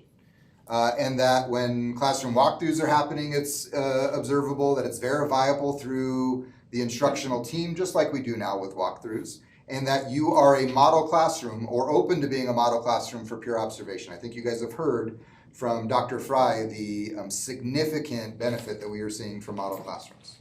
And so this is an expansion of that. And then that 3rd criteria is really about leadership. So again, if you're leading peer learning sessions or coaching cycles, if you're mentoring, if you're contributing to district-wide initiatives related to the model of instruction, you're a certified model classroom. You're now in the leadership level of that designation. The other thing is who's monitoring. We will have a combination of internal and external validation so that we can make sure, because it is pay is involved, that we can make sure that there's high fidelity and inter-rater reliability so that if we say you're a leadership level of the advanced course, then that really does mean that you are. It's not just because you happen to work at one specific school and more teachers tend to get approved at that school. So we'll have a very rigorous validation process to make sure that it's equally applied across the district. Phase 2, a question would be, well, what if I already have a master's degree? As a reminder, or as a clarification, no teacher ever goes backwards, right? So if you have a master's degree and you go through level 1 certification and then you're a demonstration classroom, right now, you are still paid at that master's degree. Ultimately, we want to be able to pay you for that. Even if you're ever at a master's degree, but you go through a certification or you're a demonstration classroom, you should get a stipend for that. This is where PLC leads and department leads come in. We need time to build that model out. We do not want it to negatively impact any existing stipend process. And so that's what we're saying will be phase 2 that we will build out next year with feedback to make sure that we are providing additional opportunities and recognizing those existing stipend processes. We've already, just so the board knows the background, we've already started to build out FAQs and notification letters and processes and procedures because clearly this will be a new opportunity. We want to make sure we have as much of that built out as humanly possible. So we just showed you kind of a screen clipping of the FAQs that we already have going, so that you know we are thinking through a lot of those what if scenarios as we would look to implement this new system. And that's what we have to present, an additional opportunity that we think will significantly expand teachers' opportunities to move across the salary schedule. Again, hopefully in shorter duration and at zero cost in comparison to whatever they pay now. Brandon, before we turn it over to the board for questions, can you just detail what you kind of see as the next steps, both from the board level and from your level? Because there is a lot of operational minutia that would have to be built out in this process. Just speaking purely for myself, I don't think the board needs to have ownership over the operational detail here. Nonetheless, you know, I want the board to be able to kind of set clear expectations and guardrails. You know, I want to make sure that as you're building this out, you're talking to organizations like the EEG, that you're talking to principals, area superintendents, teachers, et cetera. So in your view, what's the kind of timeline for, okay, when is this built out? When do we consult with these groups? When do we bring it back to the board? Can you just kind of Yeah, I think I'm gonna ask Dr. Fry to join the table as well, and so I'm gonna let Brandon give you a little more detail. Go back to the phased in pays, with the pay scale underneath it. Right there. We're in the final throes of codifying not just what we believe is the model of instruction, but then the professional development that goes around it.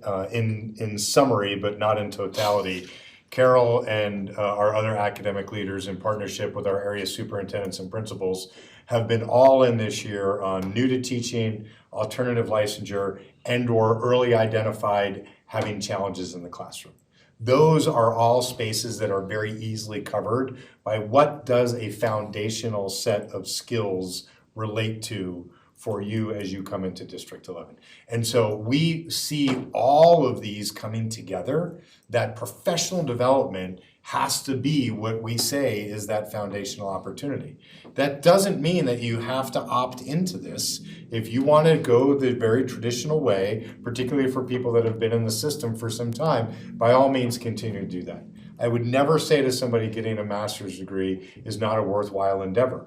What I would say is for the limited amount of time and dollars that you have, particularly as education is an underpaid sector writ large, it would be even more beneficial for what we're seeing for outcomes for children if you were to be participating in foundational and then intermediate training. And so this, and I'm asking Carol to come forward representing dozens of other people that have done this work, is the work that we're trying to bring to bear. The pay scale gives us an opportunity to actually activate it. Everybody who works harder deserves more money. The stipend program is broken and it doesn't reflect the amount of time and work that people put into those spaces. Getting them committed to these basic foundational, intermediate, and advanced, and you saw in Brandon's other slide, that there are subsets of existing positions in the district that are very easy to categorize into there, and there will be ones that we don't know quite what to do with. The guarantee is there won't be any losers in this space, and that what we hope is that the momentum we've seen in professional development now translate into actual things that have sticking power. Just surviving March 16th, which was our last PD day, which we might call a no student day, shouldn't be the goal of March 16th. It should be, how can I be advancing my own profession in effort to deliver a better experience for students in my classroom? Carol, anything you want to add on the foundational work?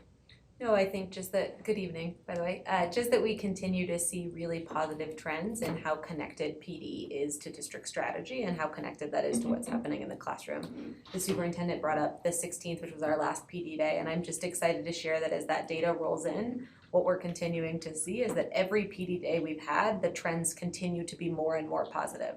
When we started this school year, we had teachers reporting at about 78% that they found PD to be meaningful in that space. And of the teachers who've already completed that survey from Monday, we're at 90%. And so we are really seeing teachers want the PD that we had. I was reading actually, as I was getting called up here, I was reading some feedback from teachers. And one of the teachers who went on Monday shared the only feedback she would have is that she wished it had been all day because she needed even more time to engage in the content. And then Brandon, sorry if I missed this a moment ago, do you want to speak to kind of your envisioned timeline? Yeah, I will echo what Dr. Fry and Superintendent Gall said. We're building a coherent system that's connected. And so the build out of the actual instructional model and its then supporting professional development, that's the real work here. Now that's the work that is well underway and has been underway for the course of the year. I think we can build the infrastructure for the salary schedule really cleanly and pretty quickly. The one caveat is going to be what Superintendent Gall talked about, which are what are the entry points, right? And who are their entry points for? As Superintendent Gall said, nobody will be harmed in this. Nobody moves backwards. Everybody can continue how they continue. And I'm not yet certain that we will have an entry point for every possible potential teacher in the system. If they have been doing some aligned PD but are not yet a model, there's just a lot of those what ifs. And so I think that's what we'll need time until the end of the year to build to ultimately bring back to the board.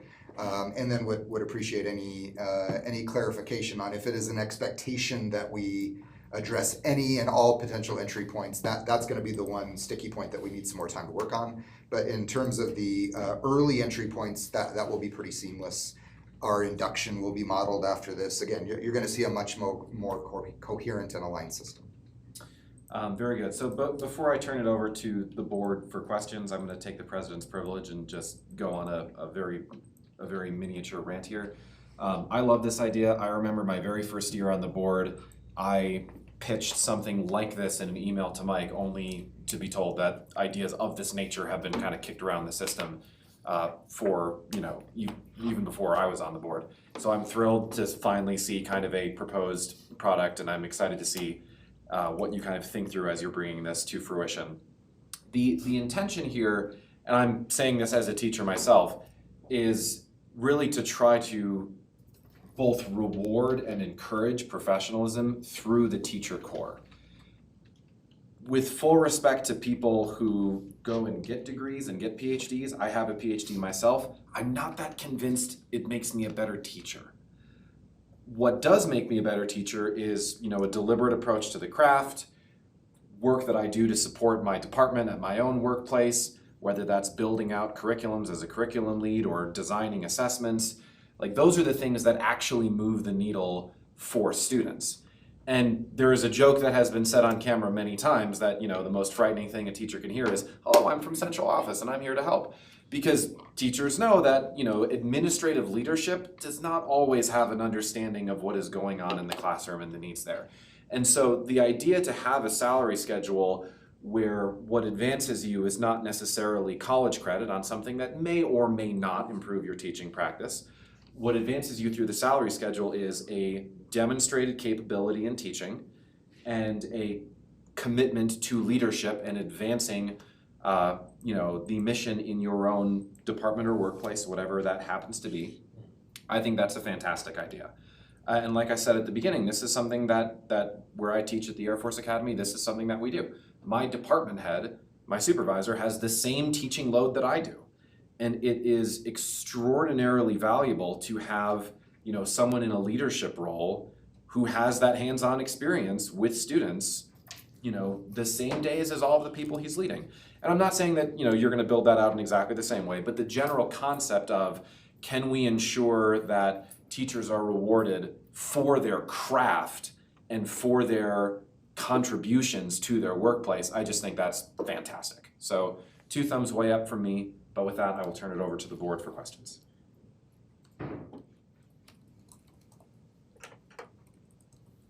Jill, the silence freaked me out.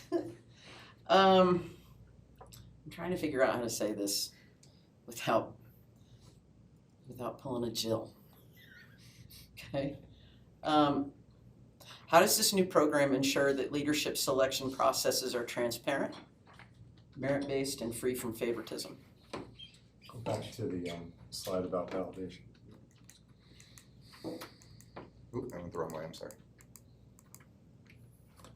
The idea that qualifications matter more than personal relationship with the person that's making the decision. That's my question, I Yeah. guess. So I think we completely agree. Often systems like this fall short because of that. Because the reliability of their verification process is flawed.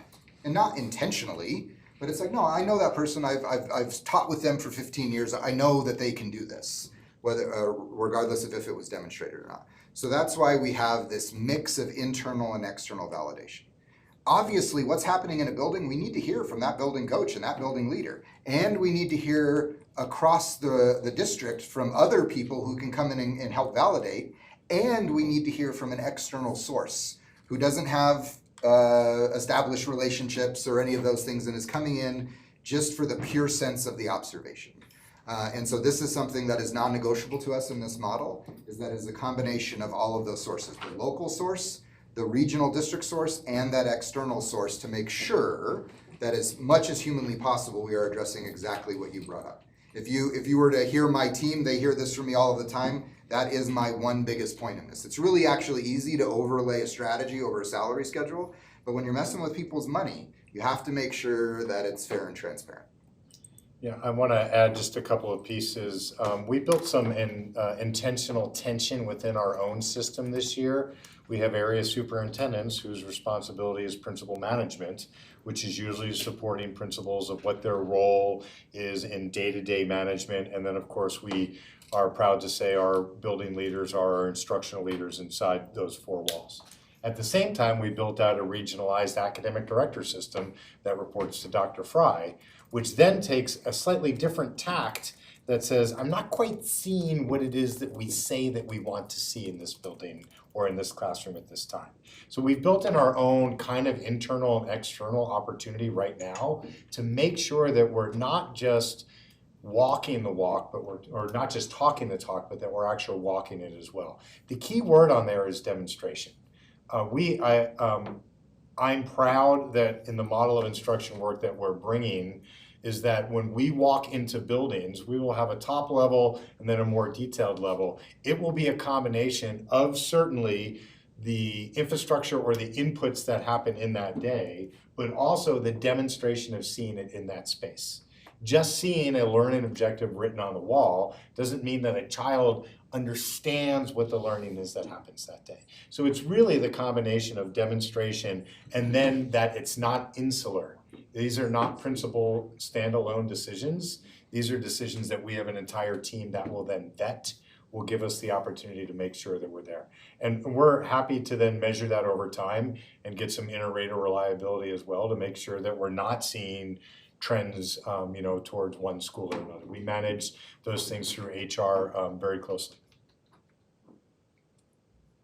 I would just add on that some of that precedent is already in the works. So when you think about the Model Classroom Initiative, that goes through several layers of verification. So it's first nominated by someone at the school level, it's then verified by a member of the academics team, and often it is then secondly verified by another member of the academics team because they often go in tandem or in pairs to do those visits.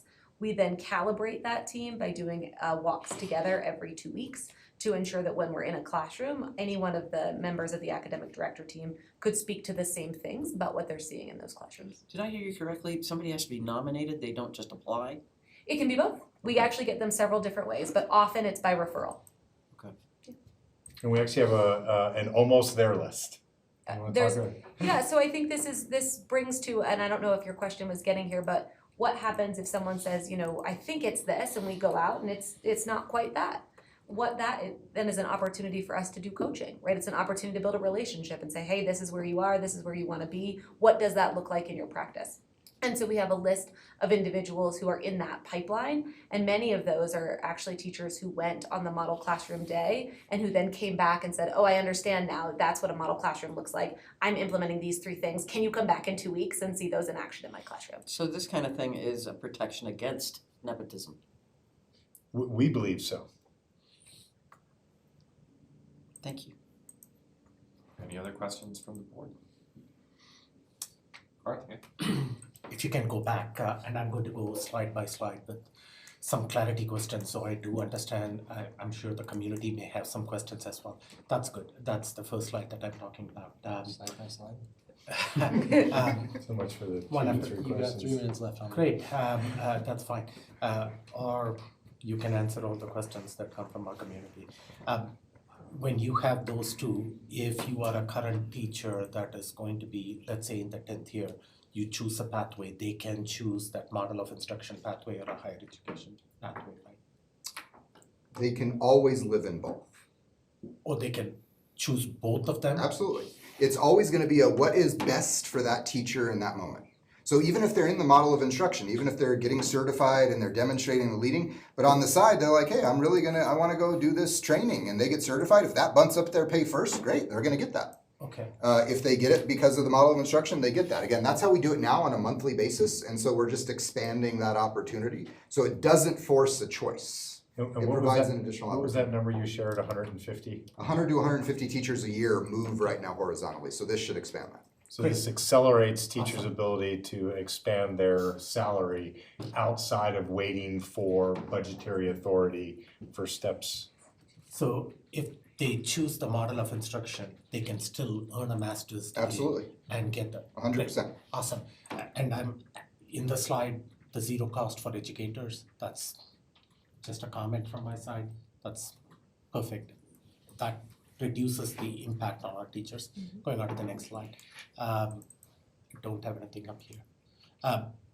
The certification and the demonstration, all of those things at the foundation level and at the intermediate level, those are two different things, right? Or the certification and the training that they receive at the foundational level. Yeah, each level, you have to be certified, demonstration, and then leadership. So we Okay. give the same guarantee to Jill's comment to avoid the, well, of course, did great in level 1, so automatically you're gonna do great in level 2.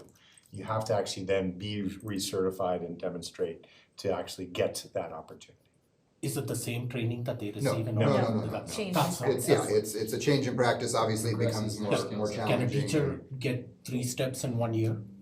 I don't know, Okay. no. You probably No. not. Okay, it's. Now, those are some of the what ifs we have to build out. What if you have a hyper eager teacher but there's the demonstration and leadership, that takes time. You might be able to go quickly through the certification, but to really demonstrate and lead, that I don't think we're gonna be willing to rush that. And these foundational training and the first step or anything like that, does that happen outside of our professional development days that are set aside? No, these are combinations of the time that already exists. We're not asking. So we are not for- asking teachers to come on a We're different. asking them to utilize the time that's already built into their schedule and their Schedule. calendar to advance the opportunity for our children to achieve. Okay, that's cool.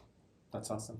And if, as a point of reflection, I think you can remember, Parth, in your time on the board, the great investment we've made in new teacher orientation and how much that has shifted from here's your computer, here's your login, into this idea of what are the basic pedagogical ideas and expectations that we have for you in the classroom. This build out this year of what Carol and team have been able to deliver, and I know we shared in the last few Mars reports, particularly for those that are participating in multiple coaching opportunities, the feedback is we actually want more. And so this gives us a chance to codify that says the more that we invest in the profession of education, the more professionalized our educational experiences will be, particularly as received by the student. The goal here is we are a 32% math achievement and a 45% ELA.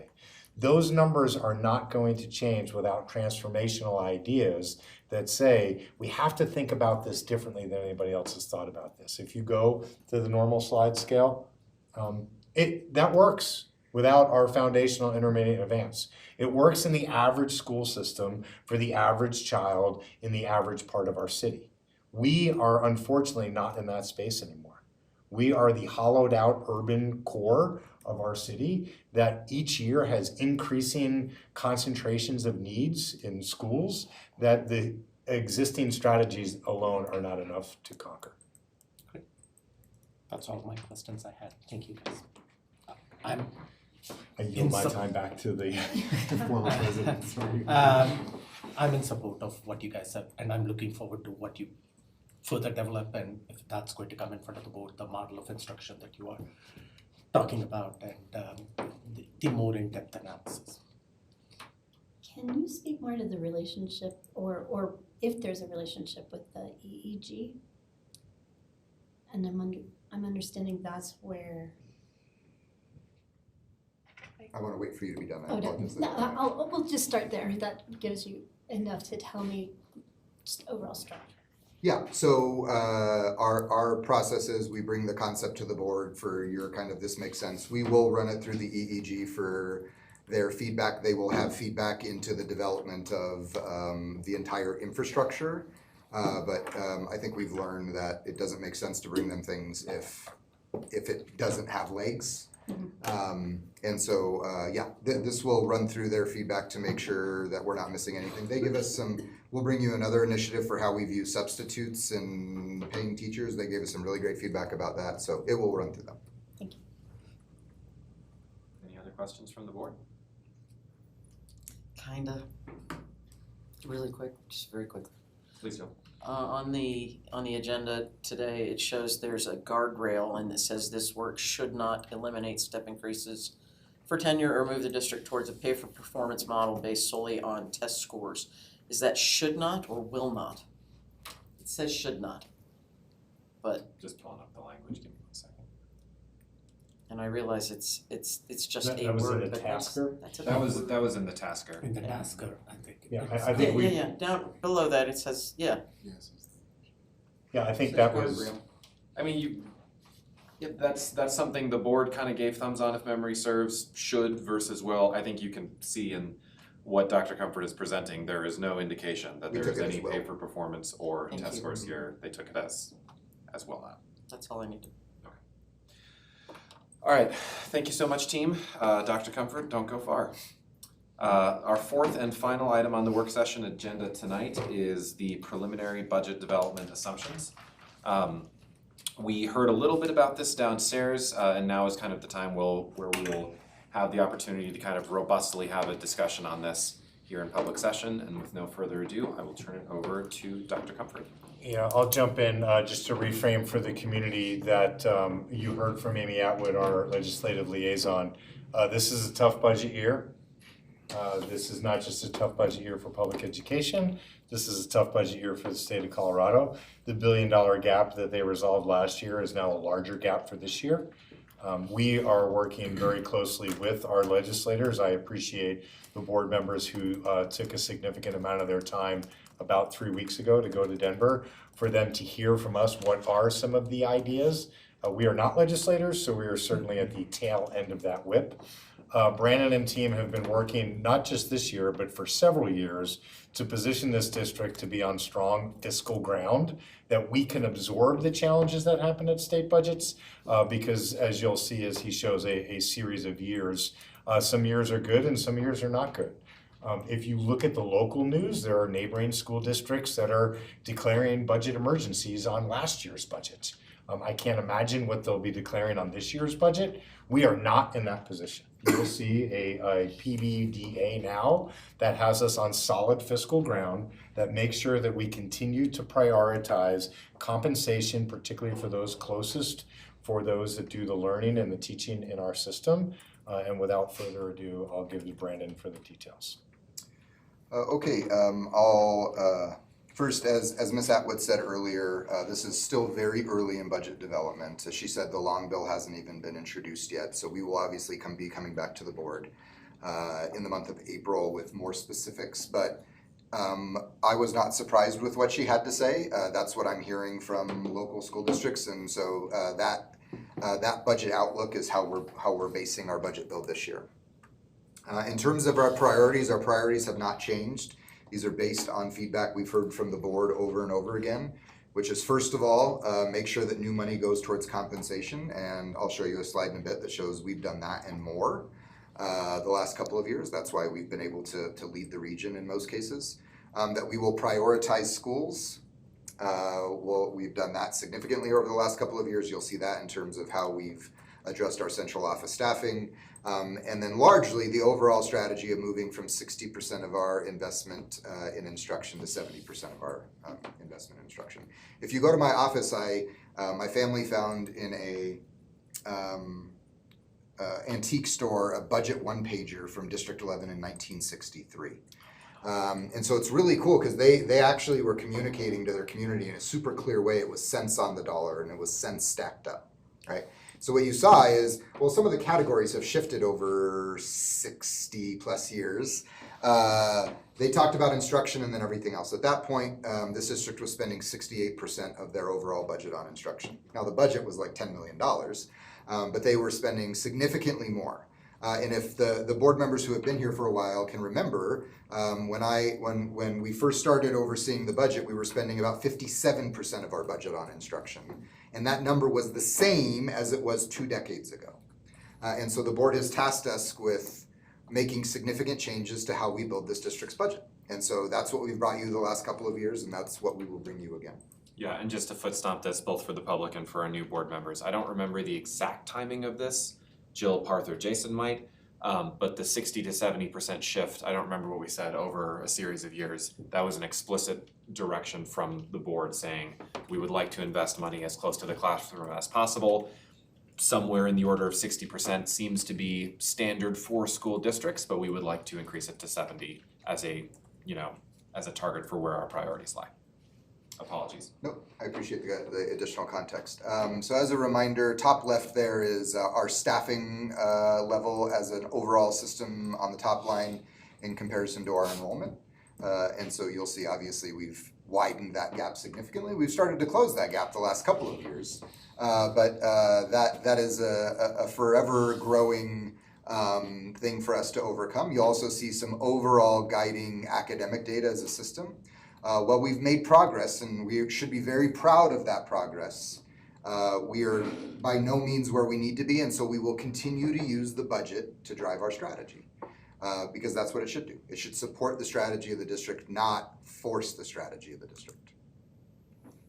When we think about how we've been optimizing our budget, I want to show you or kind of remind the board of some data about staffing. On the right, you'll see our school staffing levels over the last 5 or 6 fiscal years. And so what you'll see, while we've gone through some up and down budget years and some enrollment years that change, our school staffing levels have remained pretty stable. That's intentional, that's by design, that's on request, by request of the board. When you need to make difficult budget decisions, make those as far away from schools as possible. And so the graph to the left is the example of that. You will see that we have made some dramatic shifts in our central office staffing to right-size that level of support over the past few years. As I've said to the board before, this is something most school districts talk about, but very few do, in terms of actually right-sizing their central office footprint. Brandon, can I tag in here for a second? Nobody likes to see, staffing go down. That always has a cost in terms of people's livelihoods. We do understand that. You may have seen in the news that, the Air Force Academy itself is kind of looking at cutting civilian staff in a major way, so that obviously makes me nervous. But, can you go back a slide or two to, yep. You have before referred to this accurately as a graph that I called out as being the scariest graph in public education. This is the problem that we are trying to solve.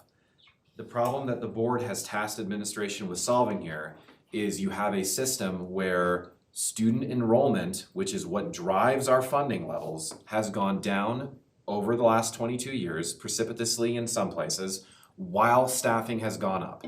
No sane system does that. At least no sane system that has the intention of being fiscally solvent in the coming years. So this is a problem that absolutely has to be solved. And one of the things that the board has said time and time again, even in my time here, is the way that you actually deliver value to students and families is in the classroom. It's not in central administration. Central administration does a lot of good work in kind of building the context and the architecture in which teachers succeed, but the classroom is the ultimate deliverable to students and families. And so now go forward one slide, please. And this reflects the priorities that the board has set over the last few years. Staffing levels at schools, you will see that is a very flat line. Central admin FTE, that's the place where we are attempting to make cuts. both in terms of our own need to size the system, and also in light of, let us just say, not very prudent decision-making at the state level. Sorry to grab the mic again, Brandon. That's okay. So this is our sustained strategy, and as we look to this budget year, which, as the superintendent said and Ms. Atwood said, are going to be our most challenging, we're going to continue to lean into the same strategy. So when we think about our resources, I always think about it in three buckets. Where do we allocate new money? Where do we align existing money? And when we need to reduce, where do we reduce? In most years, we have at least some money to allocate. As you heard from Ms. Atwood, the optimistic view is no money. As she said, there could be a cut. She didn't mention it's losing some steam, but remember there was a conversation about removing the SO tax, the specific ownership tax. It's another $7.5 million reduction to the district if that were to happen. That's lost some steam, so I even apologize for saying that on air. But there will be no money to allocate, not just because of the state, but also because we're gonna have to right size our own enrollment. Traditional enrollment decline as our overall portfolio grows. So we're really going to look into the align and reduce categories, and we're going to follow the same strategies we have the last couple of years. We're going to look to, when we can, find ways that in the MLO, where the general fund is currently supplementing, to right size that by using new MLO money, then freeing up existing general fund money. And then when this is going to be a budget of reduction. When we reduce, we're going to do that primarily and significantly as far away from schools as possible. So this will be a mere budget strategy as it has been the last couple of years. Obviously we will bring the board much more detail as we know more detail from the state about the potential budget that we can expect. I want to just kind of end a little bit with taking kind of a look over time with the board. So this is our previous 4 existing fiscal years and then what we project for next year. And so what you'll see there is the top column is basically the available resource that we had at our discretion. That's after we get all of the money and we do all of our transfers, that's the money we have. And what you'll see basically in every year is that we gave not just the amount of available resource, but more than that, largely into employee compensation. This is why, as the board said a couple of months ago, do we want new money to go towards employee compensation? I never have any fear about that because we've done that consecutively. And in fact, in most years, we've significantly gone beyond that. And so that will draw your attention then to FY27, where we are expecting no new money. We do have to have a conversation about what compensation will look like and what resources are available to the board. And I did put in there the rough estimate for the potential benefit package that the board will consider in April. As you can see, well, it maintains the percentages for our community, our staff, and that is a wonderful thing. It does come at a much larger cost to the district than past benefit packages have. And so in a year in which the allocation is less and that cost is greater, that's just going to force us to be more strategic and continue to lean into that. Where do we realign, and when we need to reduce, where do we reduce? But I will say, as I believe the board has advocated that they will bring the consistent percentages for vote, our community does need to understand that that comes at a cost this year. That's not a low amount of money that we should shrug our shoulders at. And this is after our benefits team and the benefits committee did an incredible job getting the rate down through a new RFP. But that will be a significant cost to the district, again, when we are anticipating no additional resource. So the budget we will bring to the board will balance that. But again, that does need to be marked as a really significant contribution from the district. Couple clarifying points here. Non-recurring is not shown here, which is also a good chunk of compensation that we put.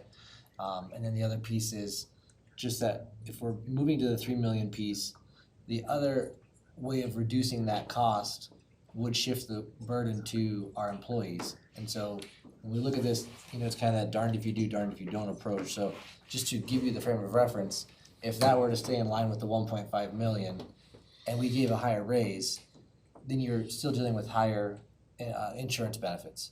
So it's, you know, do you wanna hire a raise and do you wanna pay more health insurance, or do you want us to cover more health insurance and you get a little bit less raise?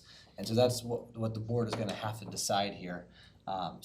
You know, again, we're gonna get emails either way, you didn't give us enough coverage on our health insurance premiums, or you didn't give me a big enough raise. So in these times of zero money projected, I'm very thankful to our team that positioned us in this position, while the state continues to make less than prudent decisions, as Director Carey mentioned.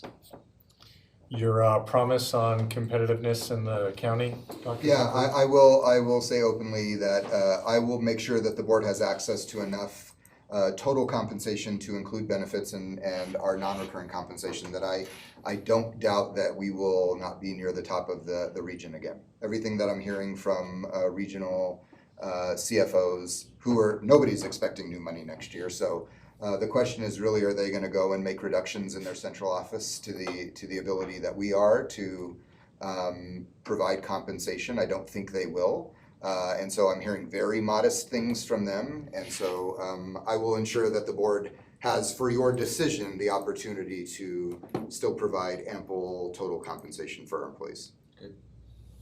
Dr. Comfort, do you have any more in this? I don't believe so. So with that, I'll turn it over to the board for questions. I'm not gonna say anything because I already talked enough. But I would particularly also would like to start with our treasurer, Jason Jorgensen, in case you have anything you'd like to add. I guess I jumped in a little too soon there, but that's what I would share, is just, you know, we're positioned well, even given the cuts, that we're gonna be able to have something that's competitive among others. It's not gonna be perfect for everybody, but we are balancing what we are given from the state, and we have a great team in the finance office that's managing all this, so thank you very much, Dr. Comfort. I open it up to the board. Jump in. Parthia. On the screen, just for clarity's sake, on the slide that is in front of me that I pulled up, the district share of benefits says 3.4 million, and on your slide it says 3 million. So you may want to figure. It might have not got corrected on the Yeah, posted slide. I don't know what the right amount is. Yeah, it's actually not, I mean, 3 million, they're an estimation, it's like 3.1, you know, it's an actual number, but yeah, I hear you on that. Okay. Good catch. I'm sure you will find the right amount when everything, you know, falls into place. April 1st. Just, you know, as a point of reference, on this slide, even like what Jason talked about, if we can have prior what the board gave us non-recurring compensation, then it becomes like a comparison as to what we can do in the future. And then I'm sure you will look at the contingency funds that we have and bring a reasonable recommendation to the board as far as what this year we can offer from the non-recurring person, because we are going to be tight on the recurring side of the compensation. But if a recommendation comes from you and Jason as well, working with you to the board, that would be good. And then just again, this is for going back a couple of slides. This is just for the Central office staff yeah, versus for the school. for this for the sake of the public that are looking at, I already pointed out to you that other graph that is on the right out there doesn't align. We fixed it, I'm not sure why it's not. It doesn't, just for the loaded. public sake, you may want to go back and fix it. Okay. Whatever they see tonight, it will be the right graph on the right. Yeah. I thought we fixed that. Yeah, no worries. But thank you for the work that you're doing. I mean, I think Superintendent Gall mentioned about some of the other neighboring school districts having some budget problems and financial problems. Thank you for keeping us solvent and not having to go through any of those type of decision making that we may have to do from the board. Other questions or comments from the board?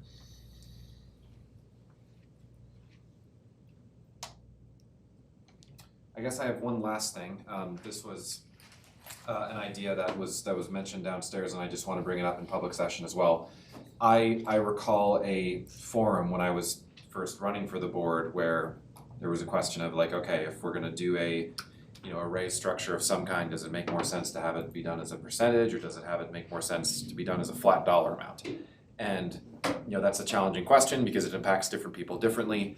And to tag on to something that Jason said just a moment ago, where we have this trade-off that the board is going to have to make between, do we want to be putting money into benefit cost, or do we want to be putting money into direct, salary income? And there's a sense in which, right, as the board, this is our responsibility to try to make this call with the prudence and the wisdom that we have. But there's also a sense in which the ideal point of that trade-off is really contingent on the individual teacher. And so one of the things that I might just suggest that we consider doing, this was not my idea, to be clear, someone else said this downstairs, I'm just saying it on camera, is seeing if there are any kind of options, not right now obviously, but further down the line in future years, for allowing employees some manner of say in kind of their own, compensation. Do I want more money in terms of benefits at this time in my life? Would I rather have more money just in terms of raw cash? So I would just ask the board, we've already tasked staff with a lot this year, so I don't know that now is the right time to do it. But is there any appetite for writing this up as a task for Superintendent Gall and the team at some future date? And if we want to say, sounds like a good idea, let's not tackle this one yet, that's totally fine. I just wanted to bring it up into public session. Quick question to Brandon. Remind me again how many of our teaching staff partake in the health insurance? Yeah, I think it's about 60%. Yeah, so to your point, Director Carey, 40% of our staff might go, cool, you're paying for robust benefits, but doesn't help me. I'm getting my husband's or my wife's or whatever. So I think it's up to what Mike and his team can handle, but I would like to see something like that where I'm a young 23-year-old teacher, I'm still my parents' ACA, right, for another 3 years, and I got rent, as Director Johnson mentioned, I gotta pay for all these things and manage things. I'd rather take a $4,000 a year pay raise, or whatever it might come out to, right, to forego having that benefit, so. I'm TRICARE and you still pay my benefits, right? Yeah. Right, that's Or gotta you change. budget your benefits, You yeah. budget my benefits, that's gotta change. Yeah. So for people who have alternatives, I think to start next year, once we get through hiring, I think we can take a tasker that'll have us prep for the 28 budget year to build that we could be introducing options. I'll just call it the Social Security tasker. Do you retire at, was it 64 or 72, what's the earliest now? 65 or, yeah. People should have choice, as long as it's not a loss to what people currently have, but I think giving people choice will have them have flexibility of what works best for them and their family needs. Adding on to this, in my time on the board, this has been a discussion in the past. And one of the feedback that we have heard is that District 11 provides really robust benefits compared to other surrounding school districts. We are on the higher end with the benefits, but other school districts end up maybe paying a little bit more in compensation.